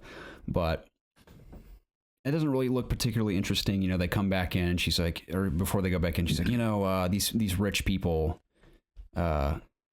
capitalize off the poor and they sell to the First Order, and that's how they got all their wealth, was selling to the First Order. And we later find out they sell to the Resistance as well. But they go back in, they get caught, imprisoned, and this is where we're introduced to my least favorite character in the movie, DJ. I just did not like Benicio del Toro at all. I thought he served. I didn't think he added anything at all to the story. Nothing good, nothing bad. He was just nothingness to me. And does he just die at the end? I assume he's dead because everyone else seemed dead on that ship, which is another annoyance I have, which we'll get to. But so they're in the cell like, what do we do now? We got to get out of here. And DJ's like, I overheard everything you're saying. So DJ, I assume his character is a slicer, which is someone who is a code breaker essentially in Star Wars. He's always looking to make his own personal gain. Exactly. No matter what the means are. I've heard a couple people say like, oh, if he could get out of the cell the whole time, why was he still there? But I think he seems like a major bum. This is the conclusion I came to. He's probably laying in there like, I could escape, but where am I really going to go if I do escape? He's waiting for an opportunity to arise. Exactly. He sees this as an opportunity, and we don't know that he has this agenda behind him, but we're introduced. He's like, I can help you escape and get to that first order ship. Blah blah blah. blah.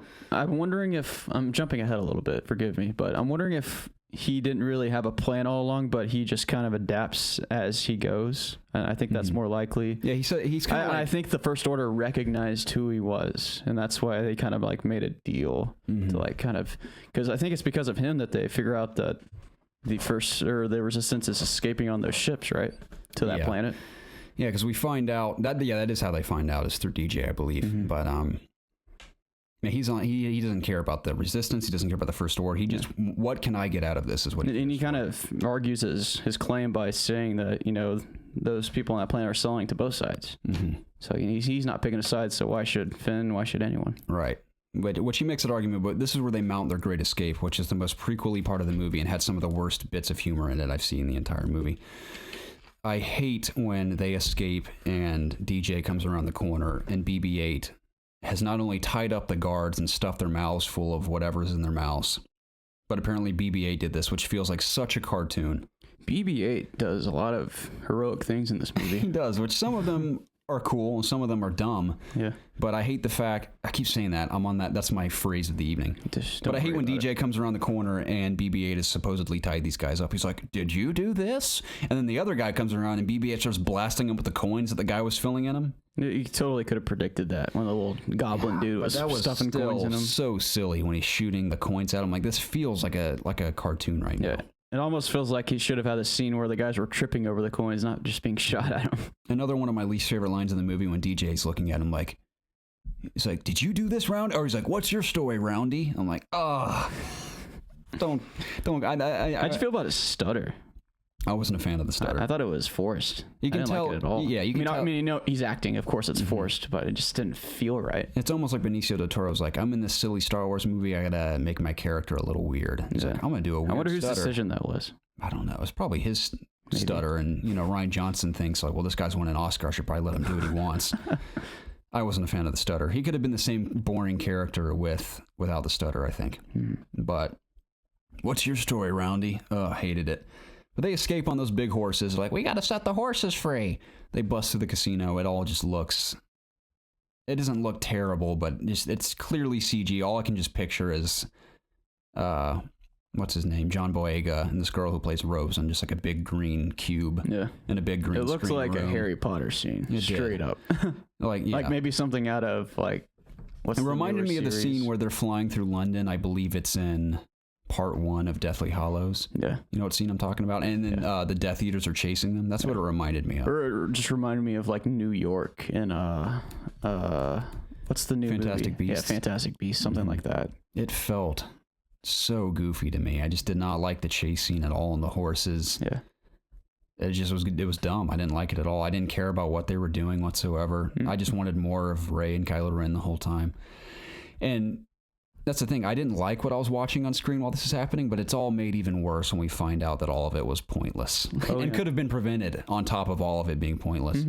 So because of decisions of others, they managed to escape. DJ picks him up on that stolen ship with BB-8. He explains, oh, look, yeah, these people got rich off of profiting off of the war by selling to the First Order. But look, they've also sold the resistance, which is an aspect I do like of the movie where, I mean, let's be honest, the Resistance are clearly the good guys, but they have also... They're not flawless. Yeah, they also have issues. They've also bought weapons and ships and parts to build ships from these people. Yeah. So I liked that aspect of the film. There's very much a gray area, not only with the light and dark side of the Force, but also with both sides of the war, which I can appreciate. That's a new aspect that I also enjoyed. True. So where do we go from there? We got to tell the rest of the story. We pretty much told the Rey and Kylo Ren stuff that we wanted to talk about. To sum things up quick, they get onto Snoke's ship with the help of the code breaker or whatever. Yeah. Whatever his name is. I don't know his name. You keep saying it. What's his name? DJ. DJ. Yeah. He's referred to as DJ? Yes. Okay. So, they get through the ship, they get through pretty easily. They get to where they need to be. In right classic where that Star Wars is. fashion, too. Yeah. Which I'd thought of an idea, I wish I'd written it down, that I would have liked to have seen better than that. Seen instead of them dressing up like they've done in practically every Star Wars movie. Mm-hmm. Which it works every time. You'd think by now the First Order, learning off the Empire's mistakes, even in Rogue One they do the same thing. You'd think by now they'd have some kind of protocol where every time someone walks through a door, they know if they belong to the First Order. And I mean, how many times are they going to let this happen? It's ridiculous. But BB-8. By the way, I didn't really like BB-8 in this movie. I feel like a lot of his parts were forced humor and just ridiculous. Yeah. And I was kind of disappointed because I saw like the little black BB-98 counterpart to BB-8 on the First Order side. I thought he was gonna have a bigger role in this movie. Yeah, I was kind of looking forward to that little rivalry. But yeah, maybe BB-8 and him duke it out a little bit. Yeah, it was just that would have been cool, like seeing a fight scene between two little round droids. Yeah, but he's in this is a little part of the movie, and I think he's probably responsible for catching them. I mean, I would say that because he sees them initially. Yeah, he is. It's all of his work. He notices that BB-8's disguised. He sees that they don't belong here. I got to stop them. Yeah, and then they get caught when they get right to their objective. So there's little. You see, there's like a flicker of good in DJ when he has Rose's half moon or the crescent moon that the other half belonged to her sister. When he's breaking into the doorway they need to get through to the room. It's like the material of it helps him break into the door, the final piece. It's a good conductor or something. He hands it back to her and like, oh, maybe this guy is a good guy. Yeah. Doors open. We're like, wow, turn the corner. They're actually going to accomplish their mission. And they get stopped by the First Order. Yeah. BB-9E's like, I got you. Get stopped by Phasma. I got you kids and your meddling droid. So they get caught. Mission failure. Yep. Which, to an extent, I get because the whole movie revolves around choices and failure. All the characters, in one way or another, experience some form of failure.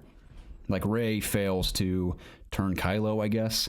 Poe fails to do the mutiny, I guess you could say. Yeah. Luke fails to... he fails Kylo. To train Ben, and...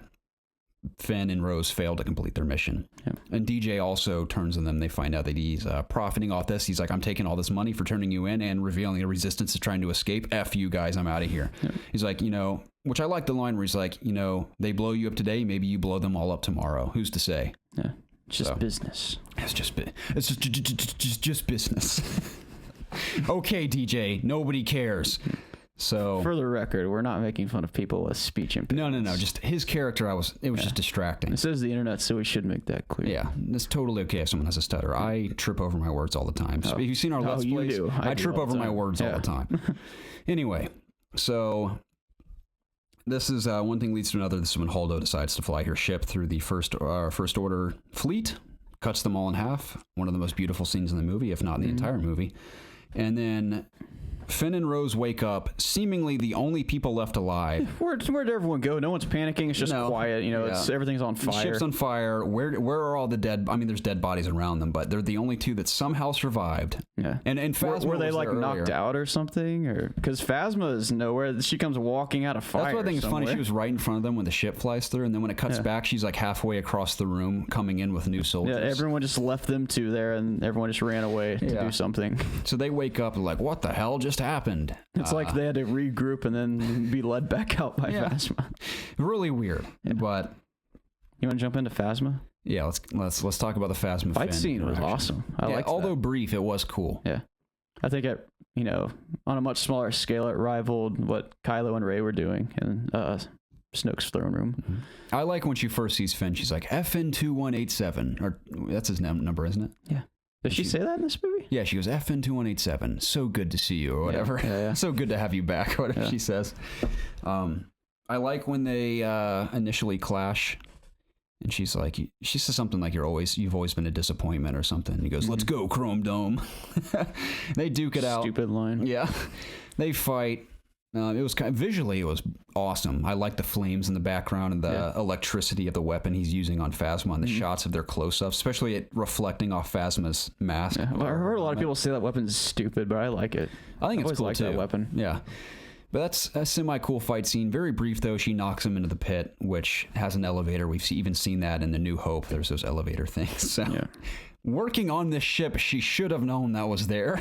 But she turns her back. He shows up, and he's like, hey, turns around, smacks her in the face. Yeah. We get to see her face for the first time, you get to see right? Gwendolyn Christie's eye. I was certain that we would see her whole face in this movie. Like she would be... Make her more human, demasked. maybe. Yeah, I don't know. Oh, well, I guess they weren't going to go that route because they just kill her. They didn't want to make her human at all. When he smacked her in the face, it's like, are they actually going to kill her here? And yes.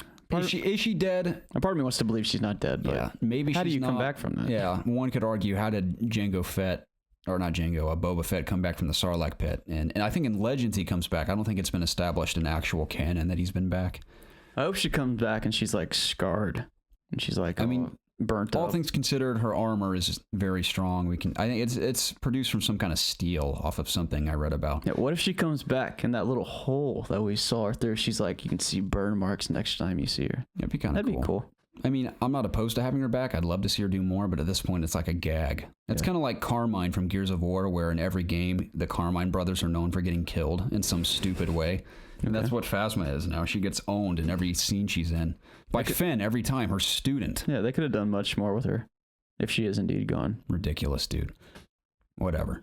She got, again, just totally shafted. I share your anger. I mean, she's not important to the story, but I did think it was awkward that she showed up at the very end for about 10 seconds. I mean, Gwendolyn Christie probably shot that entire sequence in a day. I think she's a good actor. She deserved more. She's a phenomenal movies. actress. Yeah. Like you can do so much more of that actress. Why would you waste? Why couldn't there have been more like stormtrooper fights with her leading the front lines? You know, it's funny how they're like, "Oh, this is the most different Star Wars movie of all time." In a lot of ways, it is, but there's so many tropes too. Like, even though I love the scene with Kylo and Rey going to see Snoke is very similar to Return of the Jedi. The scene with Rey in the cave on the island, similar to Empire Strikes Back. The scene with Phasma going down is similar to Boba Fett's death and Return of the Jedi. I mean, there's so many similarities that are still there. Now, the story as a whole is very different. I'll give it that. But there are still a lot of tropes there. But again, at the end of the day, it doesn't matter. She's not integral to the story. But everyone was like, please learn from things that people were disappointed with in the original trilogy and capitalize off not only this really cool looking character you have, and the dynamic she has with Finn as him being the defected student. Yeah. But just Gwendolyn Christie in general is a phenomenal actress. Capitalize off of that, but they don't. Nope. Whatever, dude. She's dead, but I do love the shot. You would think with, in that Hollywood these days, we're trying to make women more prominent characters in movies. Why not take advantage of that with Phasma? I think she has the potential to be one of the most compelling characters in Star Wars. People have made that argument how there's a lot of female good guys, but there's not so many female bad guys. And we see a couple First Order officers as women, which is fine. And I'm not complaining about the men versus women thing. At the end of the day, it's write what you want to write. It doesn't make a difference to me. But Phasma is a very powerful female villain who is very cool. And she's just thrown away again. I mean, it's just another missed opportunity, like many other things in this movie. Like even more recently, I think of Cate Blanchett in Thor Ragnarok. She's an awesome female. Another movie I need to see. One of the many Marvel movies I'm behind on. Yeah, I mean, she was great in that movie. I would have loved to seen a similar treatment for Phasma. I'm not saying she has to be this all-powerful bad guy, but just a stronger presence in the movie would have been nice. Yeah. End of the day, doesn't matter. It's just a bit of a disappointment. But the whole thing's goofy to me where they wake up, they're the only survivors, Phasma's across the room, and then BB-8's in a walker blasting people. How much more is this droid going to do? I know. He takes control of a AT-ST? I don't think it's an AT-AT. That wouldn't be... It's way too small to be that. Yeah, so takes over an ST, blasts people, they escape on that to get to the ship and escape. So let's cut back to Rey and Kylo Ren for a minute. What about them? So, the lightsaber breaks in the middle of all this. They get knocked unconscious. When Kylo wakes up, I do like the idea that... Actually, I left something out before we get to that. I like the shot where Rose tries to shoot Phasma and the blaster bolt just ricochets off her armor. Yeah, that was cool. That was awesome. I like that a lot. So... I like that Rose was kind of hindered not being able to help. So that was kind of Finn and Phasma's battle. Right. I did like that. It's just disappointing that Phasma's, kind of gone already. And I do like the change in Finn's heart in this scene where, as silly as the scene kind of is to me, I like when he comes up on the elevator, she's like, "You've always been scum." And he goes, "Rebel scum." I like that because he's kind of fully embraced, like, I'm part of this resistance now. Yeah. Why is he? Maybe just seeing the way the First Order has profited off these rich people have profited off the First Order. Granted, the resistance have too. But he's kind of been on this journey with Rose. Somehow, throughout the Canto Bight sequence, he decided he wanted to be a true resistance fighter. So that's kind of established with his fight with Phasma, which cool, I guess. At least he got something out of this failed mission. Yeah. You have to think that he's going to stop running now. after his second failed attempt. Yeah, and we get that in the final scene when he almost sacrifices himself, which we're going to get to soon. So Kylo is about to wake up. Hux, it looks like Hux is about to shoot him in the head. Like, finally, I can get rid of... If Snoke's dead, I can get rid of Kylo too and command this army at my own free will and not have to worry about these two douchebags. You have to think that before the next movie's over, something's going to happen between him and Ben Solo. Like, one of them are going to turn on the other for sure. Mm-hmm. I have a feeling it's going to be the First Order turning on Kylo Ren. You think so? I think so. That'd be interesting. Yeah. Yeah, we'll pitch our ideas for 9 at the end. And I don't necessarily think he'll be fighting for the Resistance either, Kylo Ren. I'm not sure what his agenda is. Maybe he'll go rogue. Maybe. I don't know. Maybe it'll just be vengeance towards Rey. Mm-hmm. I don't know. So, but back to the scene with Hux and Kylo Ren. So Hux is about to shoot him, which I like that. And then Kylo wakes up. He's like, fuck. What happened? And he goes, the girl murdered Snoke. And where'd she go? And Hux is like, she escaped. This is something that I thought was just so nonchalant and silly to me as well, where Kylo wakes up, Rey's just gone, and it's just explained in a single line of dialogue where Hux is like, oh, she escaped in one of Snoke's pods. See, she somehow woke up and escaped. And I guess they analyzed like the room and how she escaped. Granted, she can probably escape easily when the whole ship is completely split in half. Probably no one cares what. Maybe it was a cut scene of her getting up and leaving. Maybe it could have been a deleted scene, maybe, but apparently she's escaped. She's just gone for now. Yeah. I like when Kylo wakes up and he's like, it never explains how she escapes and how she gets to the Millennium Falcon. I guess Chewie picks her up. I guess she escapes in one of Snoke's pods. Maybe Chewie swoops in and gets her. Yeah, maybe she drops. Maybe she's hovering above him, she drops. And I guess you can say that she communicated with what's left of the escaping pods, maybe with Leia or something. Yeah. Well, maybe she followed the tracker. She had to have followed the tracker. But I thought Finn had the tracker this whole time. Because didn't he take it with him on that journey? Or did Rey has one, then Finn... Poe has it. Poe has it? Yeah. Okay. Because Finn gives it to Poe while he goes on this journey. Okay, that's what it was. So I guess that's how she finds it. And then I think Poe gives it to Leia. I don't know. But she makes her Why way does this whole movie revolve around a tracker? Yeah. But... Kylo's like, let's ready the fleet and let's finish this. They're going down to Crait and we can stop them. We can finish them there. And Hux is like, the Supreme Leader's dead. And then Kylo... The Supreme Leader's dead. Yeah, that's perfect. You're so good with accents, Jacob. So Kylo, very in Darth Vader-like fashion, force chokes him, which I thought that was awesome. And then Kylo repeats, the Supreme Leader's dead. And then I was confused the first time I saw it, but this is Hux proclaiming that Kylo is the new Supreme Leader when he goes, long live the Supreme Leader. The Supreme Leader is wise. Yeah. The Supreme Leader is wise. Look how old you become. But so Kylo becomes the new Supreme Leader, which I'm on board for. Mm-hmm. I'm fine with him being the ultimate bad guy.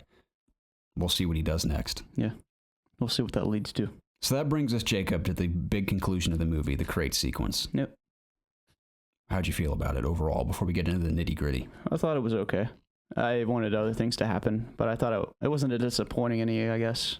I'm jumping ahead a little bit, but I wanted more out of Luke to end this movie. I wanted more out of Luke, and I wanted more out of the Resistance and First Order. We didn't really get there was no fight. Yeah, we didn't get there was barely a fight.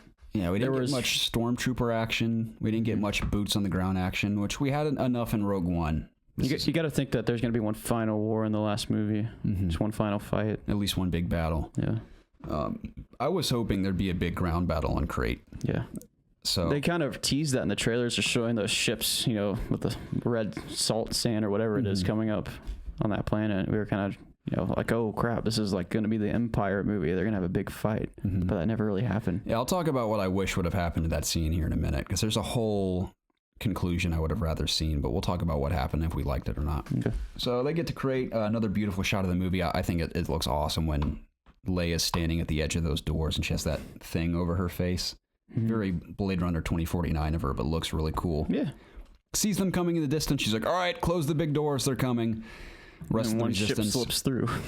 Oh, yeah. One ship slips through. It's Finn and Rose on the run from the First Order. I did like that interaction where Poe's like, Finn, Rose, where's my droid? Yeah. And BB-8 comes flying out. I like Poe and BB-8's relationship. It's cool that they care for each other so much. Yeah. So we didn't even talk about the fact that, I said it again, Poe's finally turns on Holdo, gets people to turn on her with him, and tries to commit mutiny. Yeah. And makes it all the way up to the bridge, is about to do something, and Leia wakes up and stuns him.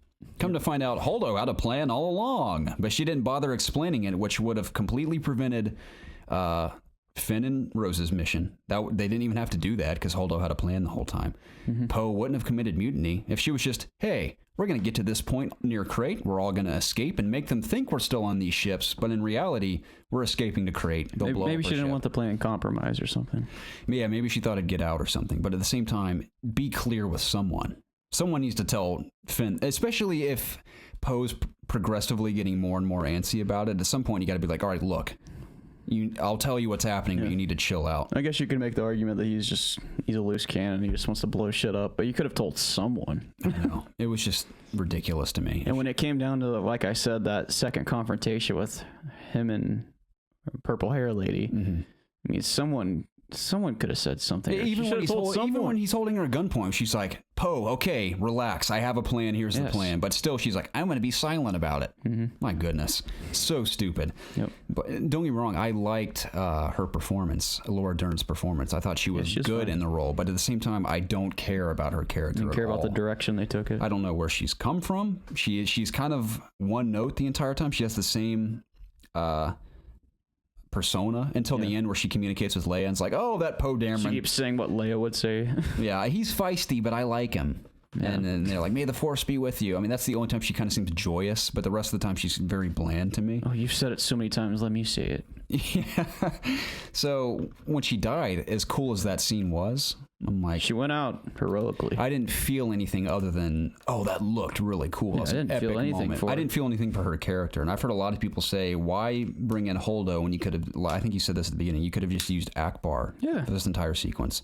Instead of Holdo, they've been like, now that Leia's gone, Admiral Ackbar is in the head position. Everyone's like, everyone loves Ackbar. Yeah. Ackbar could have been like, here's the plan, everyone. It's not gonna, we're going to set a trap for them this time. Yeah. And then Admiral Ackbar realizes at the end, I have to stay behind in the ship. I've been with you guys for a long time. I'll do this. So they escape, and he does the suicide run. And he would know better than anyone how to do any of that sort of stuff. And I know to an extent Ackbar's... People love him, but at the same time, it's also kind of a joke because he's always really been in the background. But it still would have been cooler if it was Ackbar who did this instead of Holdo. Yeah. But anyway, he deserved as much. He's been there since the beginning. Yeah, that's the end of Holdo. I did not care at all.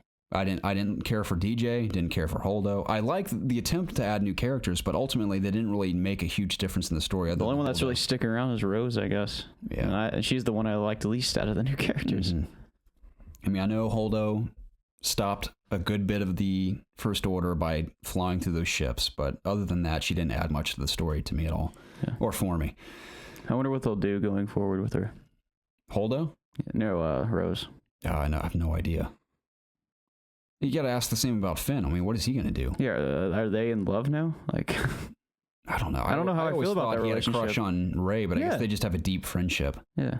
Are they just teasing like they did with Luke and Leia? If anyone should have a relationship, it's Finn and Rey because they had the big adventure together. I know Finn and Rose just had an adventure together. And he was like trying to go find her. But I mean, in that escape pod. I mean, I guess they've had similar adventures where Rey and Finn almost died together. Same thing with Rose and Finn; they almost died together. Well, she saved him, Yeah, but they almost died on on Snoke's ship together. Whatever. But we're on Crait. Walkers are coming in. They're like, all right, there's these old fighters. We gotta call our allies in the Outer Rim. While they're doing that, we'll hold them off with these old crappy ships and fly out towards the First Order. So they wait for the call to be answered. They fly out. Visually, this sequence is gorgeous to me. I like the idea of the salt planet, and they're blazing through the salt, and the red dirt underneath is spraying up. How dumb was that guy on the front line that like had to get up and he had to taste the salt just so the audience knew that it was a salt planet? Yeah. It's like they couldn't have just said that in a conversation. They just had to be like, come on, we're going to go through the extra effort to make him taste it. Yeah, that's a unique way to do salt. it. You know, that bit reminded me of was from A Bug's Life, where the flies would ever bring in the bar, they bring that caterpillar the salt thing, and he eats it, and he's like, and it burns his mouth. He's like, I said no salt. That's what it reminded me of. Fun fact, though, I noticed this the second viewing. Gareth Edwards, the director of Rogue One, and the director of the previous Godzilla movie, was right next to the soldier who tastes the salt. Oh, he was in the movie. I didn't notice it the first time because I was so focused on the guy tasting the salt, but since I'd seen that scene, I was looking for other details in the trench, and Garrett Edwards is right next to him. Interesting. So that was fun. Yeah. So they fly out. TIE fighters come out, blowing people up. Oh no, it's craziness. That was fun. Driving the rust buckets through the sand or the salt.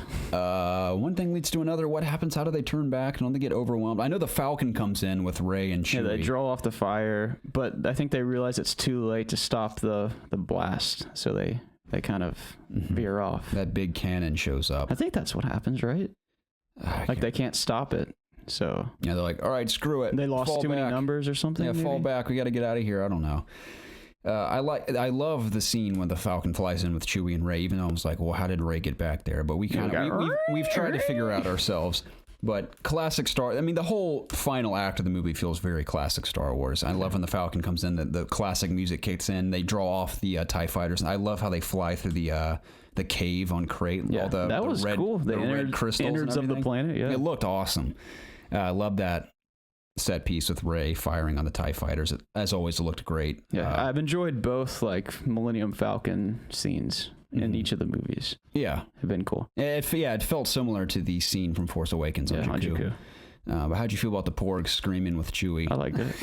Yeah, that was fine with me. I mean, the one smacking against the windshield again felt very prequely, but I enjoyed it. I think that's a cool way to keep Chewie reveling, is show the little relationship between him and that Porg. So Rey and Chewie, when they fly out of that cavern, just vanish for like the rest of the scene until they come to pick everyone up later. Yeah.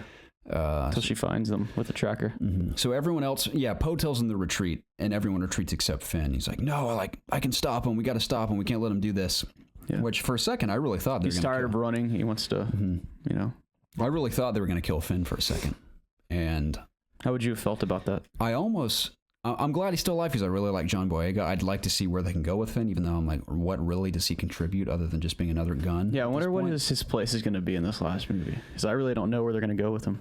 Right. Because I was convinced, since he was a defected stormtrooper, even though there's the joke about stormtroopers that they have terrible aim, I was hoping that this new version of stormtroopers would be far superior soldiers. I was hoping he'd just be a really, really good soldier. Like, he has an excellent shot. But he's just Finn. Yeah. He's just there. Apparently the clone troopers are better, according to Kylo Ren. I guess, yeah.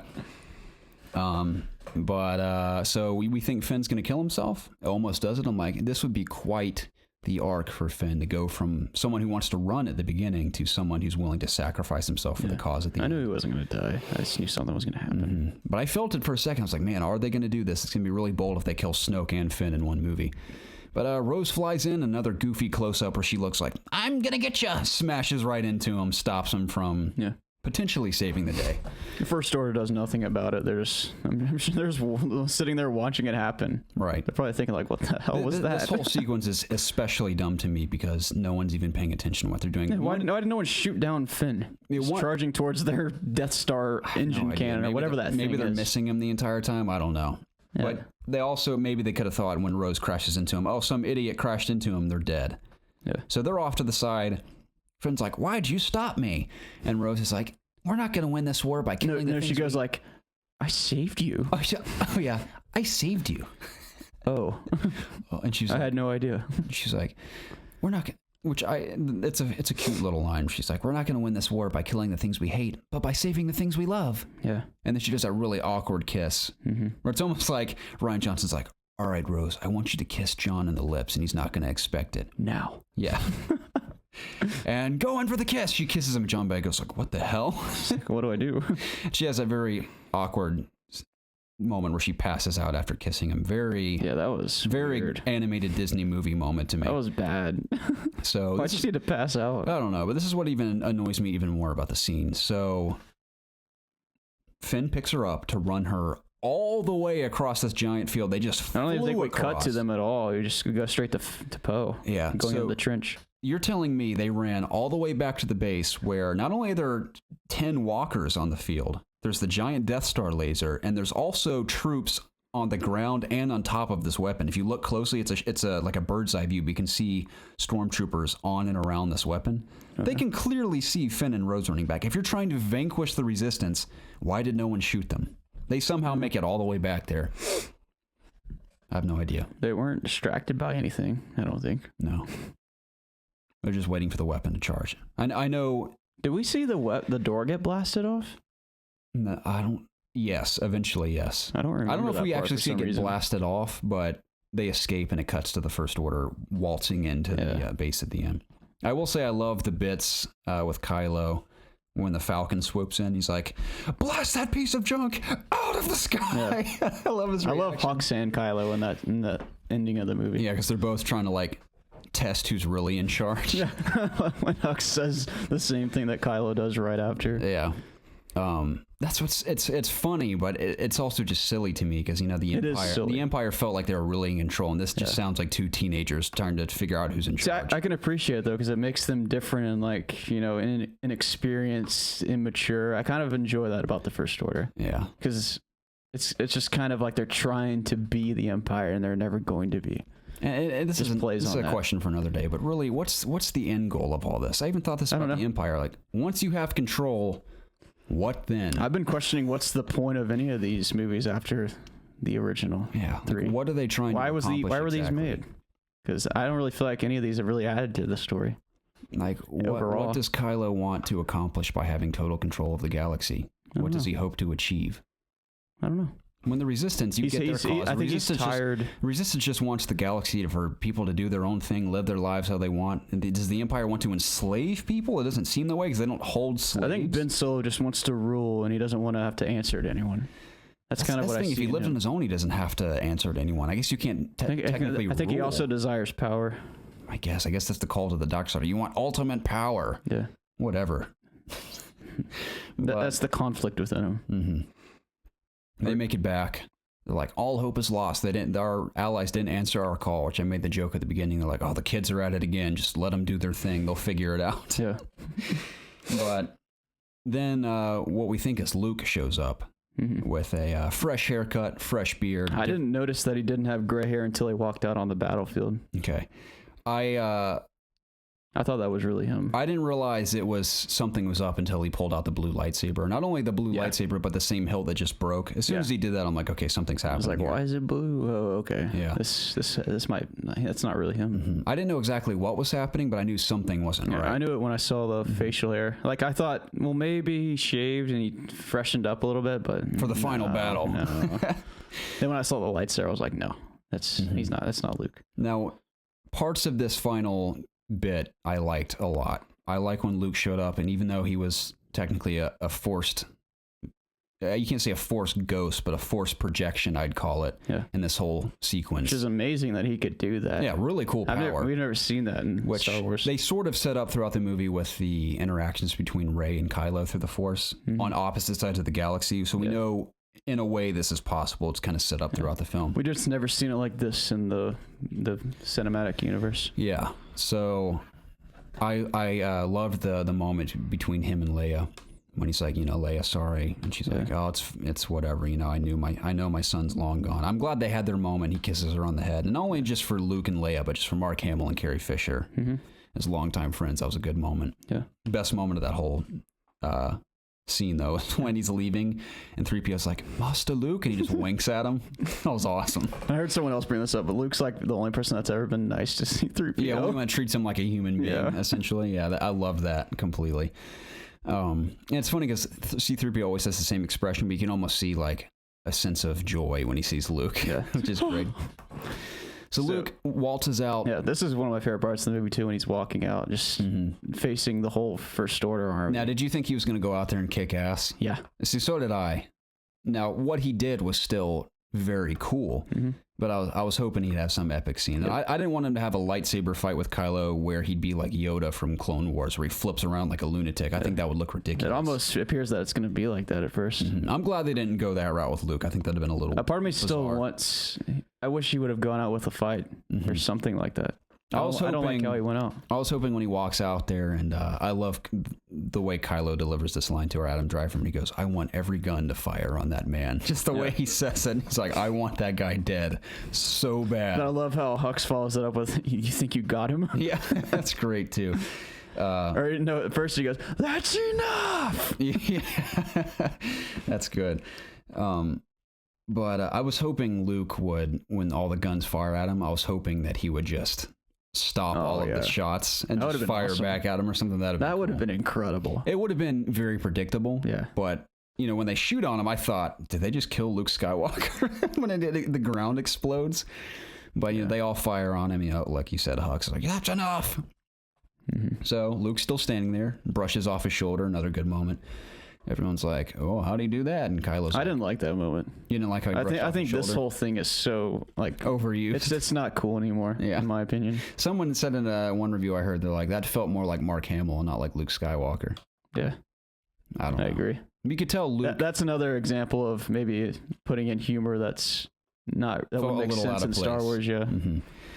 And then Kylo's like, I got to go face him. And Hux is like, no, you shouldn't do it. And Kylo throws him against the side of the walker. And they're like, all right away, sir. And they bring down the ship. Oh, yeah, I forgot he was in this ship the entire time.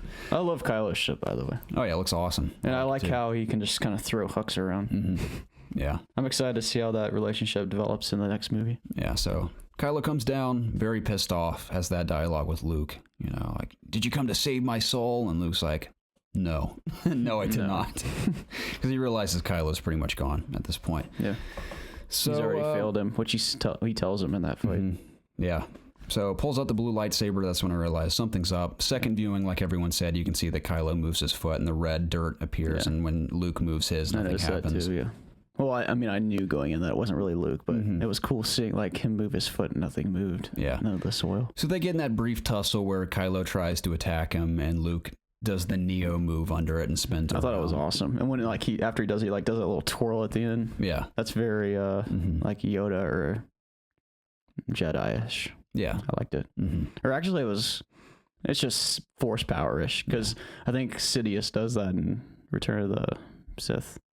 When he's fighting Yoda. Yeah, Revenge of the Sith. Kind of spins around and stuff. Yeah. I like that kind of shit when, you know, people are using force to move like that. Yeah. I wish we got more of that kind of stuff, but alas. Mm-hmm. So one can assume Luke put on this appearance because that's the way Kylo saw him last. Yeah. So either that's the way Kylo would expect to see him again, or he just wanted to tap into Kylo's rage for him because the last time he saw him, he was supposedly trying to kill him, and that's how he remembers seeing him. Mm-hmm. So interesting creative choice. I don't know if it would have made a difference if he looked like his old self or not, because at the end of the day, Kylo still thought he was a ghost, which, Kylo, what an idiot. You just saw this lightsaber hilt break. Pay attention to detail, dude. Yeah. You would know this is entirely fake if he had just paid attention to the hilt, Luke. Well, it just proves how naive he is. No, she still has to learn. I guess, man. I don't know. You'd think Luke would just, why the blue one and why not the green one? Because that's the last lightsaber Kylo saw. Mm-hmm. That's just another little nitpick. I'm like, why was that decision made? I don't know. One thing leads to another. Kylo tries to cut through him, realizes that Luke is force projection. I love the scene where it cuts to him, Luke's on the rock floating. Mm-hmm. It was very Dragon Ball Z-like, but it looked very cool. Well, before that, I like how he says, "See you around, kid." Yeah. And he just disappears. Yeah, great final line. And he tells him, you know, if you strike me down, I'll be with you forever. Yep. Which is true. Like, if he cut him down. Just like his father. Mm-hmm, he would haunt him forever. It begs the question. I don't think he's going to kill his mother. I don't even know if she'll be in the next movie. Maybe they'll just kind of dismiss her. I don't know. Mm-hmm. But I wonder is he going to have all these people with him in the end, and he's going to like harken back to that, and maybe it's going to, you know, have some personal debacle within him. Like how is it going to play out is really fascinating to me. I know. I mean, it could go any number of ways. But Luke's gone. Yeah, Luke's gone. How do you feel about the death of Luke Skywalker? Do you think it was too soon? I wish he would have been in the next movie. Mm-hmm. Now, we know undoubtedly he will be in the next movie in a Force ghost form. In person, mm-hmm. I mean. Yeah, he'll be there, but not in the flesh. He better be with Rey at some point. Yeah, I think he will have, if not one major scene in the next movie, he will be in it at least once or twice, very subtly. Yeah. She's going to be at a low point, I think, maybe, and then they're going to come to her, just as the Force ghosts usually do for Jedi. Yeah. We'll see. Well, I enjoyed that it was the same kind of sunset that was in A New Hope. I thought it was a very beautiful fitting in for Luke. Yeah, and that music is perfect. Mm-hmm. It's Luke's music. Yeah, what have liked? I can't even get that out of my mouth. I would have liked to have seen him done more, especially in the next film. But at the same time, if this is the way he's going to go, I thought it was a fitting in. It wasn't the worst way to go. It was fitting. So at least he didn't get blown up on that planet. I like how he fades away like Ben and Yoda before him, looking out at the twin suns. Yeah. Very classic Luke Skywalker.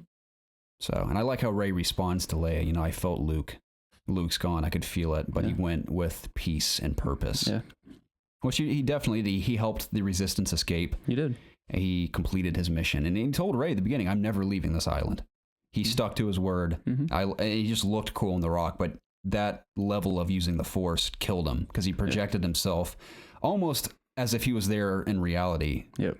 That whole time, it took everything out of him. And he's already older, you know. Yeah, so that... And he hasn't used the Force in a long time, so it's probably really hard on him. And Kylo even says that to Rey at the beginning, like, how are you doing this? It would kill you if you tried. And then Luke gives it everything he has left, and it kills him, so... I was fine with him dying. I'd like to see more of him, but he'll be a Force ghost, so... Yeah, I was okay with him dying, I guess. Is there anything left? Let's talk about how, when they first arrived at the base, they're like, the only way, C-3PO's like, the only way in or out is this front door. And then 10 minutes later, they're like, wait, there's an exit out the back. Follow the crystal critters. Apparently there was an exit the entire time. Yep. I do like Finn's line, though. He's like, where are the crystal critters going? How'd you feel about those creatures? Yeah, fine. I didn't really feel like they were necessary. Kind of look like Pokemon. It was just a way to give the planet some more life, I guess. I thought they looked cool. Yeah, they looked really cool. They were the coolest looking, creature that they put in the movie. I've never been annoyed by additional creatures in Star Wars. Give me anything you got. It's cool with me. I know a lot of them are merchandising reasons, but... Yeah. I don't know how important they were. I mean, I guess they were for the ending, but, were they necessary? I don't know. Who knows? So... I'm not going to sit here and debate whether they should have been in the movie or not. Yeah, so... It's not really worth time. While Luke's doing all that, Resistance makes their way to the back of the base. It's covered by rocks. What are we going to do? Rey shows up, and she makes that subtle comment to herself, lifting rocks, whatever she says. Yeah. And we don't really get to see her lift the rocks, but it cuts back, and she's lifted the rocks with the Force. Yeah, and they're all looking at her. Cool moment. The remaining Resistance, which is like 15 people. Yeah, if that. Yeah. So Poe runs out, gives her a hug, they're reunited. Cool moment. And then right after this, we see Kylo's in the Resistance base that they abandoned, and Rey's boarding everyone on the ship. And they kind of make it as if they're teasing as if they still have this relationship, because it keeps cutting back and forth to them. And I don't know, I kind of find myself questioning whether they actually do have that, Force relationship where they can sense each other. That'll definitely... of course they can sense each other, because you can just do that with a Force.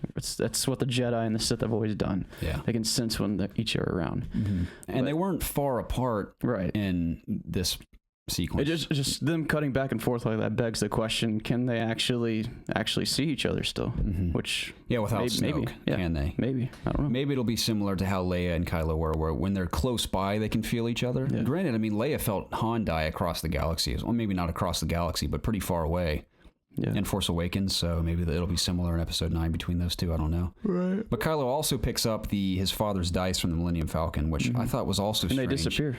Yeah, because Luke was a projection. Remember, he takes the dice from the Falcon at the beginning when he goes into the cockpit, which is another moment I appreciated. And you'd think he'd give Leia the real dice to hang on to remember Han by. Yeah, well, he was just a projection. Maybe you can't hold on to real things. Exactly, but you'd think he'd try to give her the real ones. I think they were left behind because Luke just said that his father and Luke are going to remain with him if he strikes him down. Yeah. And maybe this is a way of reminding Kylo that he's going to be reminded of Han, because those dice are left. I mean, those dice... Just a little thought. Those dice were probably also in the movie to set up the Han Solo movie a bit, because I never even noticed those before. They've been in the Millennium Falcon this entire time. I never noticed them hanging there. Yeah. So those will probably play a major role in the solo Han Solo movie. Maybe how he gets him. I don't know. Yeah, it could be his lucky dice. I think I've heard someone else mention this. Maybe those are the dice that help him win the Falcon the first time. Yeah. From Lando when whatever they're doing. I don't know. So something fun to speculate about later. Who's playing Lando again in the new movie? Donald Glover. Yeah, that's right, Donald Glover. Which I'm excited about. I think he can do it. It's going to be weird seeing different actors portray those characters. Yeah, I'm very nervous about that movie. Oh, I think the whole world's nervous. Especially after the audience reaction to Last Jedi. I bet Disney's... I mean, at the end of the day, they probably don't care because they're making a ton of money, but still, to an extent, they really need to care about how the fans feel about these movies, because the fans are what drive all the I have to believe revenue. They care. What's that? I have to believe that they care. Yeah, they should care. I mean, they'd be crazy not to. I mean, yeah, sure, critics give it great reviews, which I mean, they're aware of how mind-boggling to me. They're aware of how important Star Wars is to the world. Mm-hmm. But it's arguably the most important cinematic franchise ever. So the remaining Resistance pile onto the ship. Rey's there with a cracked lightsaber. They talk about Luke for a minute. I think Finn or Rose opens up that drawer and you see that all the Jedi texts are in there. Yep, she stole those, I guess. Mm-hmm. So she has them going into the next film. She'll more than likely study them. Yeah, it kind of teases, is she going to start up a new academy? Mm-hmm. Maybe. So we didn't even talk about the Luke and Yoda scene. Yeah. Let's talk about that a bit. How'd you feel about Yoda's presence? He's fine. A lot of people have been complaining about how he looks. I thought he looked great. Yeah, I thought he was perfect. I loved Puppet Yoda. Yeah, that's how he should have been. Mm-hmm. I have no gripes with anything about in that scene. Mm-hmm. I was hoping he'd be in the movie, and I'm glad we got him. Yeah. And I liked how he was his quirky old goofy self from Empire Strikes Back. I appreciate that it was just Yoda, because that's how he was.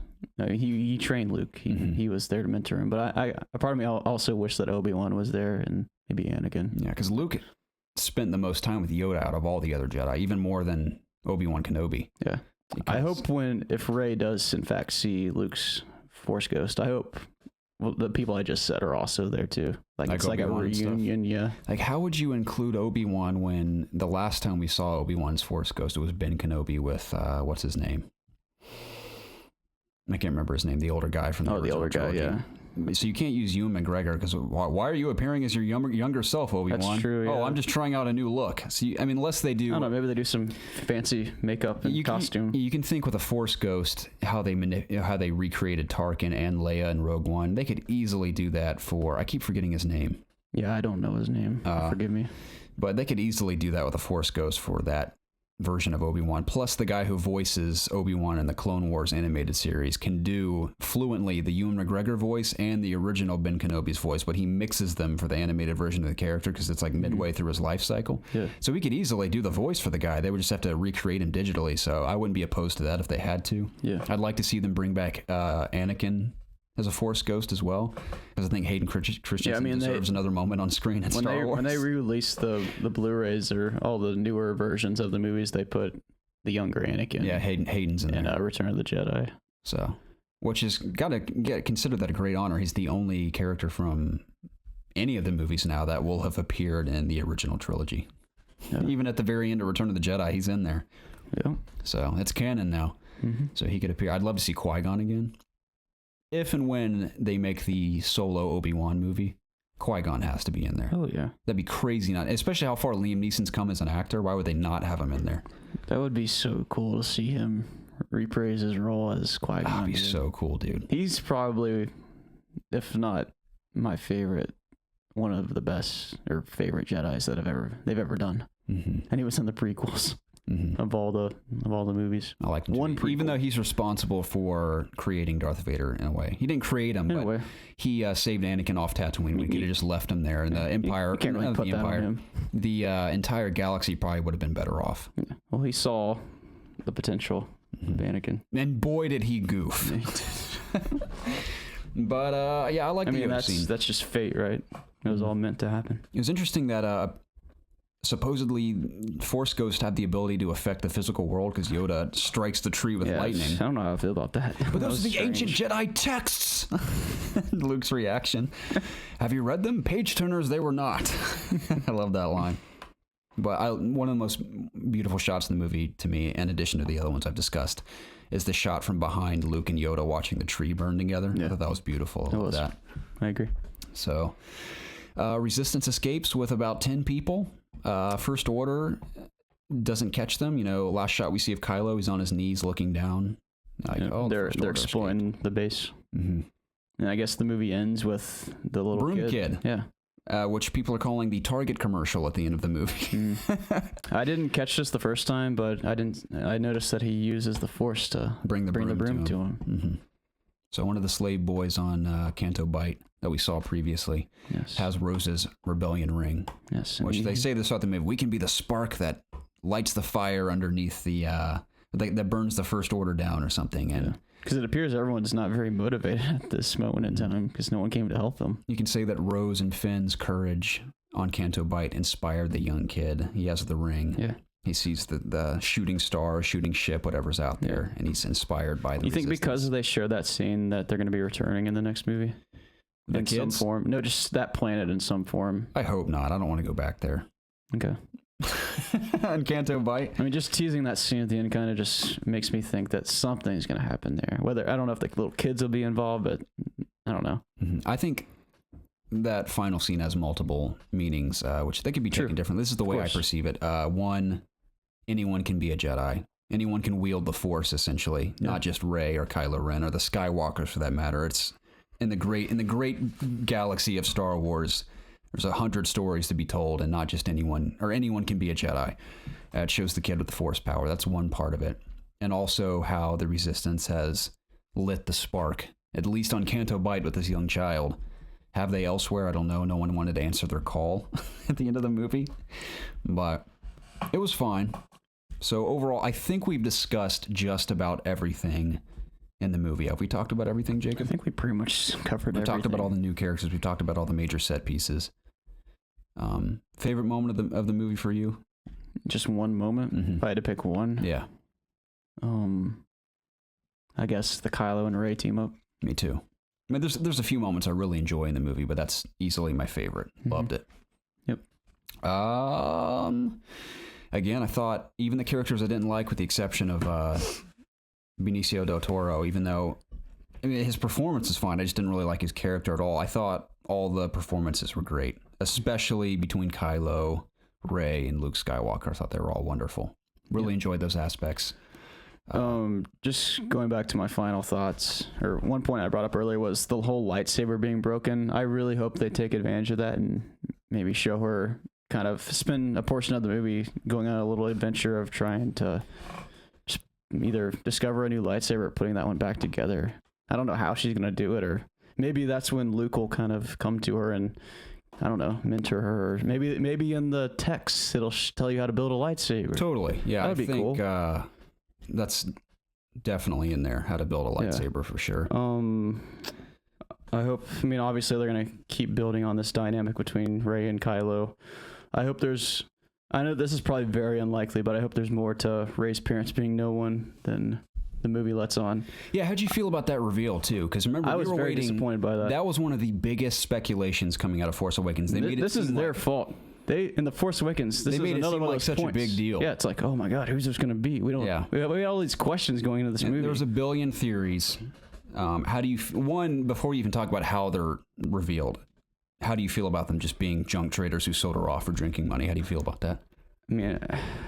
After watching it again and thinking about it, it's not the worst thing in the world. I kind of like that she's just coming from nothing, kind of like Anakin did. Me too. But at the same time, again, it was the hype. It was like, oh my god, who could she be? I can't think of anyone who she would be related to. I didn't need her to be anyone special. It's just the fact that they built it up.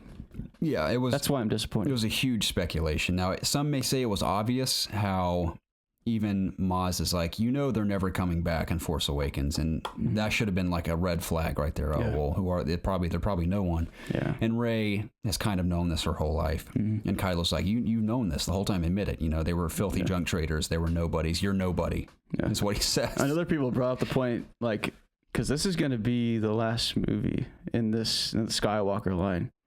Episode 9. Supposedly, yeah. And are they really going to end this with a line ending with Ben Solo, the evil guy? Like, so a lot of people are trying to like kind of connect Rey into the Skywalker family. I don't know if I believe all that.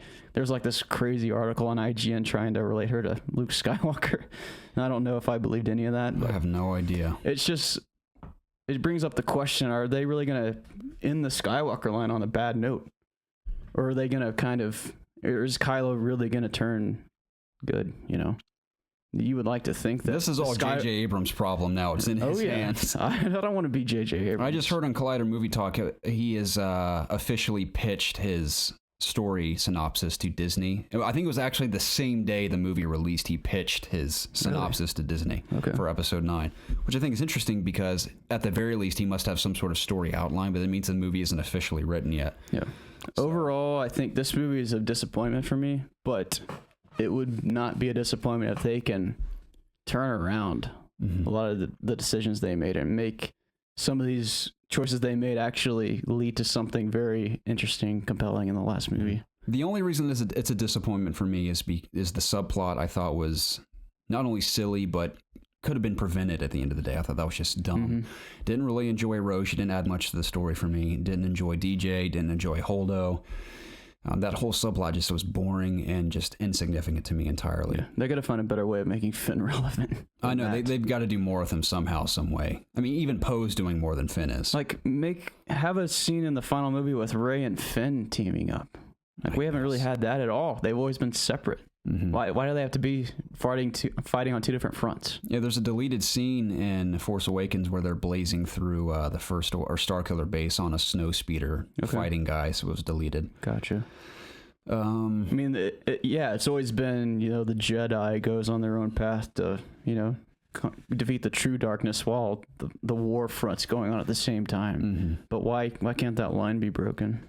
They might break it in the next one. I mean, they've already broken several other lines in the new movie, so. But all the stuff I loved the Rey and Kylo Ren dynamic. I liked their progression as characters. I think it's weird because when they reveal Rey's parentage as being no one, she almost felt less significant to me. Yeah. Like I'm like way more interested in Kylo now, whereas before I was way more interested in Rey. Yeah. And now it's kind of flip-flop for me. I'm like, Rey's there, she's great. I like Daisy Ridley, but now I care more about Kylo's journey because he's so conflicted still. Even after being the supreme leader now, there's still a part of him who's conflicted. He's a very interesting antagonist. Yes, and I like how he, like everyone says, he got shit done in this movie. He just did not hold back at all. So that's what I liked about him. People are also questioning Rey's parents really being known because the Sith have been known to lie, and like you could argue that Ben Solo is just trying to convince her that she is in fact nothing when maybe really he knows something significant. Maybe. And he's trying to make her feel less special maybe. I mean, I almost think it'd be ridiculous to flip-flop like JG's like, just kidding everyone, she is from someone special. Yeah. I don't know. There's a part of me that's kind of holding on to that, but I don't know how realistic that is now. I can't allow myself to get hyped up about those reveals anymore after this movie. Yeah. Especially when, as cool as Snoke's death was, I was hoping to at least find out more about him. I don't want to have to read a book to find out more about Snoke. Yep. Which is probably what they'll do. Which, whatever. They fucked up. Yeah, but again, I'm going to notch it up a bit. Originally, I was like, I'd give this a 6 out of 10. I'd probably give it like a 6.5, 7 out of 10. I give it a 7. So, despite my huge criticisms, I still find ways to enjoy the movie. Pluses, great character development. Rey, like I said, Rey, Kylo Ren especially, Luke Skywalker was great. Visually, one of the most breathtaking movies visually, with the exception of the bad green screen moments. A lot of unforgettable shots in the movie. Well, JJ did all the practical stuff in 7, so you have to think he's going to do it again in 9 because people liked it so much. There was a good bit of practical stuff in this movie too, but some of those green screen moments, man, just looked bad. And that's another thing I was going to say. The whole Crait sequence at the end with Luke and Kylo facing off was all green screen as well. And that looked better than some of the Ahch-To scenes on green screen. Yeah, I had no problems with that scene. But again, you can tell it's not real. Whatever. I mean, you kind of have to suspend your disbelief sometimes. Yeah, I mean, again, I'm nitpicking. I mean, I can get over it. It's a movie at the end of the day. All of this is just a movie. It's just Star Wars is very meaningful to me, and I know it's pretty meaningful to you as well. So, we're probably mildly mad at this movie. There are people that are furious. So I mean, it means a lot to me. So I want it to be great. Yeah, but there's something up when a lot of people are upset with this movie. It isn't just like, I know people are like, it's split down the middle. I feel like far more people are upset with it than people that genuinely It's very like weird seeing just critics praise the movie. Like, I think you brought this point up a lot. It's almost like they're intimidated by Disney. Like they're afraid to be honest about it. And that's the thing, like I said, it isn't even really like a story or a character thing. It's the way it's written. It's just silly sometimes. It's just ridiculous. I don't know. But we've made our peace with Last Jedi, but there's a couple things I wanted to add in at the end. What do you want to add? One, we were talking about Rey's lightsaber potential for the future of the movie. Instead of her repairing the Skywalker lightsaber, if she's not a Skywalker, F the hilt, who cares? Keep the crystal. Not only do I want to see her make a double-ended lightsaber, because she's very skilled with her staff, which would be awesome, but I want to see her take her staff and turn that into a double-ended lightsaber. That's an idea like, right there. take pieces of it and put the crystal into it and make that. What if it was just her staff with a little lightsaber blade out of it, like a tiny one, kind of like a tiny pole arm or something? I would rather it be double-ended. That'd be unique though, because she uses both ends of her staff like a Darth Maul style. That would be insane if they did that and went that route. Like, imagine her. I want it to jump forward several years, kind of how Return of the Jedi was, It's not gonna happen. where she's read the texts. She's pretty skilled, legitimately skilled as a Jedi now. She has more of an understanding of how to wield the Force and a lightsaber. And her reveal at the beginning, like some kind of action set piece, she has a double-ended lightsaber. See, I don't think that's gonna happen, but I think like it's gonna pick up right after this movie. I think maybe not like right after like this last one did, but. You know, maybe it'll progress in the movie. Maybe time goes by, and she maybe reads the books, and you know. I feel like it'd be boring to watch her read them, and like a montage of her training and stuff. But you know, they'll have some clever way maybe of her going through the text and time passing. I don't know. Maybe. I want to see a time jump personally, but I can see why you'd want to see the progression. I mean, they've already just done 2 movies that basically take place right after one another, so. It'd be weird to just jump ahead. I almost feel like you need one because you would have to spend half the movie like rebuilding the resistance and stuff, unless their allies finally respawn. I don't know. Yeah, it'll be interesting how the allies go about that whole problem for the resistance. But we will do a separate video speculating about Episode 9 down the road at some point. We'll talk about what we'd like to see, what we hope to see, because we could spend another hour talking about that. Yeah, but I wanted to wrap up with how I would have liked to see the end of this movie play out. I'm fine with what we got. Like I said, I liked it, but here's what I would have loved to have seen. I would have liked to have had a bit where Rey wakes up after the lightsaber breaks and, you know, the ship's cut in half from Holdo flying through it. Let's pretend Admiral Ackbar did it. That would have been more exciting anyway. Rey wakes up and realizes, dang, I've got to get out of here. And we see her try to escape, but she's the one that helps Finn and Rose escape. Say she makes her way down to that, wherever they're at, that, what do you call that where the ships leave? It's not the bridge, it's... hangar? The hangar, that's the word I'm looking for. We've been talking for so long. How long has this been? Almost 2.5 hours. It's like 2.5 hours. It's almost like it's over the length of a normal podcast. Jeez, dude. We've been talking a lot of Last Jedi. Are we doing the podcast on Saturday this week? If we have time. Okay. Because I can't do work that day. I don't think I can do it Sunday. Okay. I have family plans. We'll try to squeeze it in Saturday. Okay. Anyway, I would have liked to have seen Rey make it down there, and I would have liked to have seen her save the day with Rose and Finn. Instead of BB-8 coming in on the AT-ST, maybe Rey jumps down and helps them in the battle. They all escape together on the Millennium Falcon, and that's how they all make it down to... How do you get people on the Millennium Falcon and then escape? They all escape in whatever Snoke's escape pod was together. They all get to the Millennium Falcon, they fly away together. Okay. I would have liked to have seen Rey try to mount an escape with them. That's how they get reunited. Cool, we're all together again. Make it down to the planet. I also would have liked to have seen when the Falcon flies in and breaks up the TIE fighters and then they chase them into the caverns. I would have liked to seen the Falcon get cornered by a few of them flying out, and they're surrounded by TIE fighters. All of a sudden, Luke flies in his X-Wing that's in the water on Ahch-To. Luke's actually there in his X-Wing because he's a good pilot. Blast a few out of the sky. Let me throw this idea by you. Why was there not like a Rey flying the Millennium Falcon and Kylo chasing after her in his ship? That could have been cool. I don't know. I mean, they would have left the front lines of their army, but I don't know. We've never seen Rey and Kylo have a fight in space. Or just in ships, you know. I guess. Maybe that'll be in the next movie. We'll see.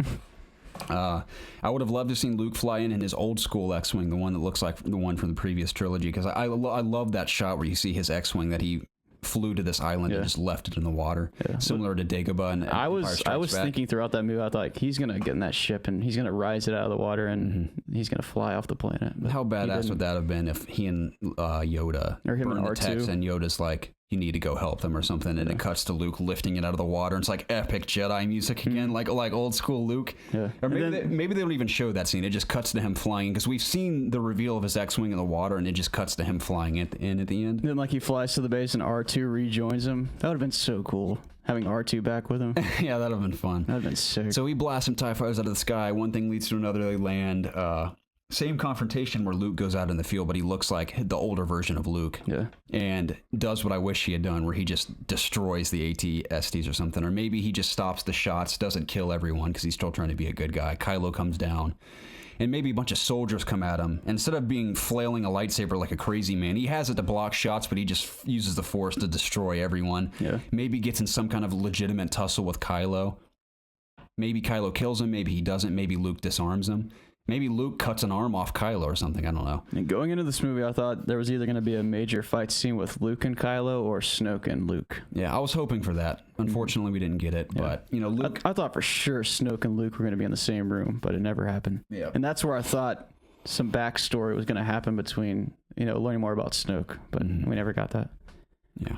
The same thing, the way it all plays out, I wish that Luke had shot some TIE fighters out of the sky. He still somehow meets up with Leia. Tells them all to escape. I'm going to go out there and deal with Kylo. Does something epic. Maybe he dies, maybe he doesn't, and they all escape. But just little tweaks like that I would have loved to have seen. I still like what we got. Yeah. But that's what, in my heart, that's what I would have loved. I'm glad we're see. doing this. It's just fun to speculate as fans what we think's going to happen. Another thing that needs to happen is R2 and C-3PO need to go on an adventure. They've done nothing, dude. And The Force Awakens in this. Yeah, it really is about the new characters. I know they need to. BB-8, they need to make R2 and C-3PO go on an adventure with BB-8 in this next movie. Maybe on some First Order ship. They need to do something because they've Let's done sneak jack onto a shit ship for the 10th time. They've done jack shit. Yeah, they felt very much in the background in this movie. I don't think R2 did anything but show that projection of Leia from... Was R2 even in the movie besides with Luke in that scene? I don't think we saw him again. I don't remember seeing him with Leia in the Resistance base. I don't remember that at all. Wait, he's in the Millennium Falcon the whole movie. Yeah, is he just hanging out in there the whole time? Yeah. So he's never with C-3PO. Man, both in Force Awakens and this movie, he does nothing. Is this the first movie where R2 isn't with C-3PO? I think so. Yeah, the whole movie. They never see each other. Until the end. They see each other at the end. 3PO has like 3 lines of dialogue. Yeah. They do see each other in with the Millennium Falcon reunion. Whatever, man. We've been talking for a very long time. Yeah, we should probably wrap this up. Yeah. But ladies and gentlemen, that was our very lengthy, in-depth spoiler discussion of The Last Jedi. As you can see, we have a lot to say about it. We may have left little things out that we forgot. Please remind us if we haven't. And please share your thoughts down below on all things Last Jedi. Remember, spoilers are... totally cool in these comments. We'd love to hear from you. All your thoughts about specific characters, storylines, arcs. Maybe you completely disagree with us as far as the Canto Bight stuff and Finn and Rose. Maybe you love that stuff, and that's totally cool. It just didn't quite work for us. But we'd love to hear your thoughts. And overall, I liked it at Star Wars. I want to see it a third time, honestly. Even beyond all the stuff I disliked, I want to see it a third time. Yeah, I share many thoughts that you do in this movie. We've both been keeping pretty quiet as far as our community goes, and with Discord, I kind of wanted to save it for this movie, and I hope everyone enjoys what we talked about. I mean, we talked about a lot. Any Star Wars fan would probably enjoyed our discourse here today, and I really enjoyed being with you today, Garrett. This was a pleasure. As always, my friend, ladies and gentlemen, even in the midst of disappointment in Star Wars, if you feel the way we do, may the Force be with you always. Always. We'll catch you again soon. Goodbye. I've been holding in that burp for about 5 minutes. I've been burping for the whole time.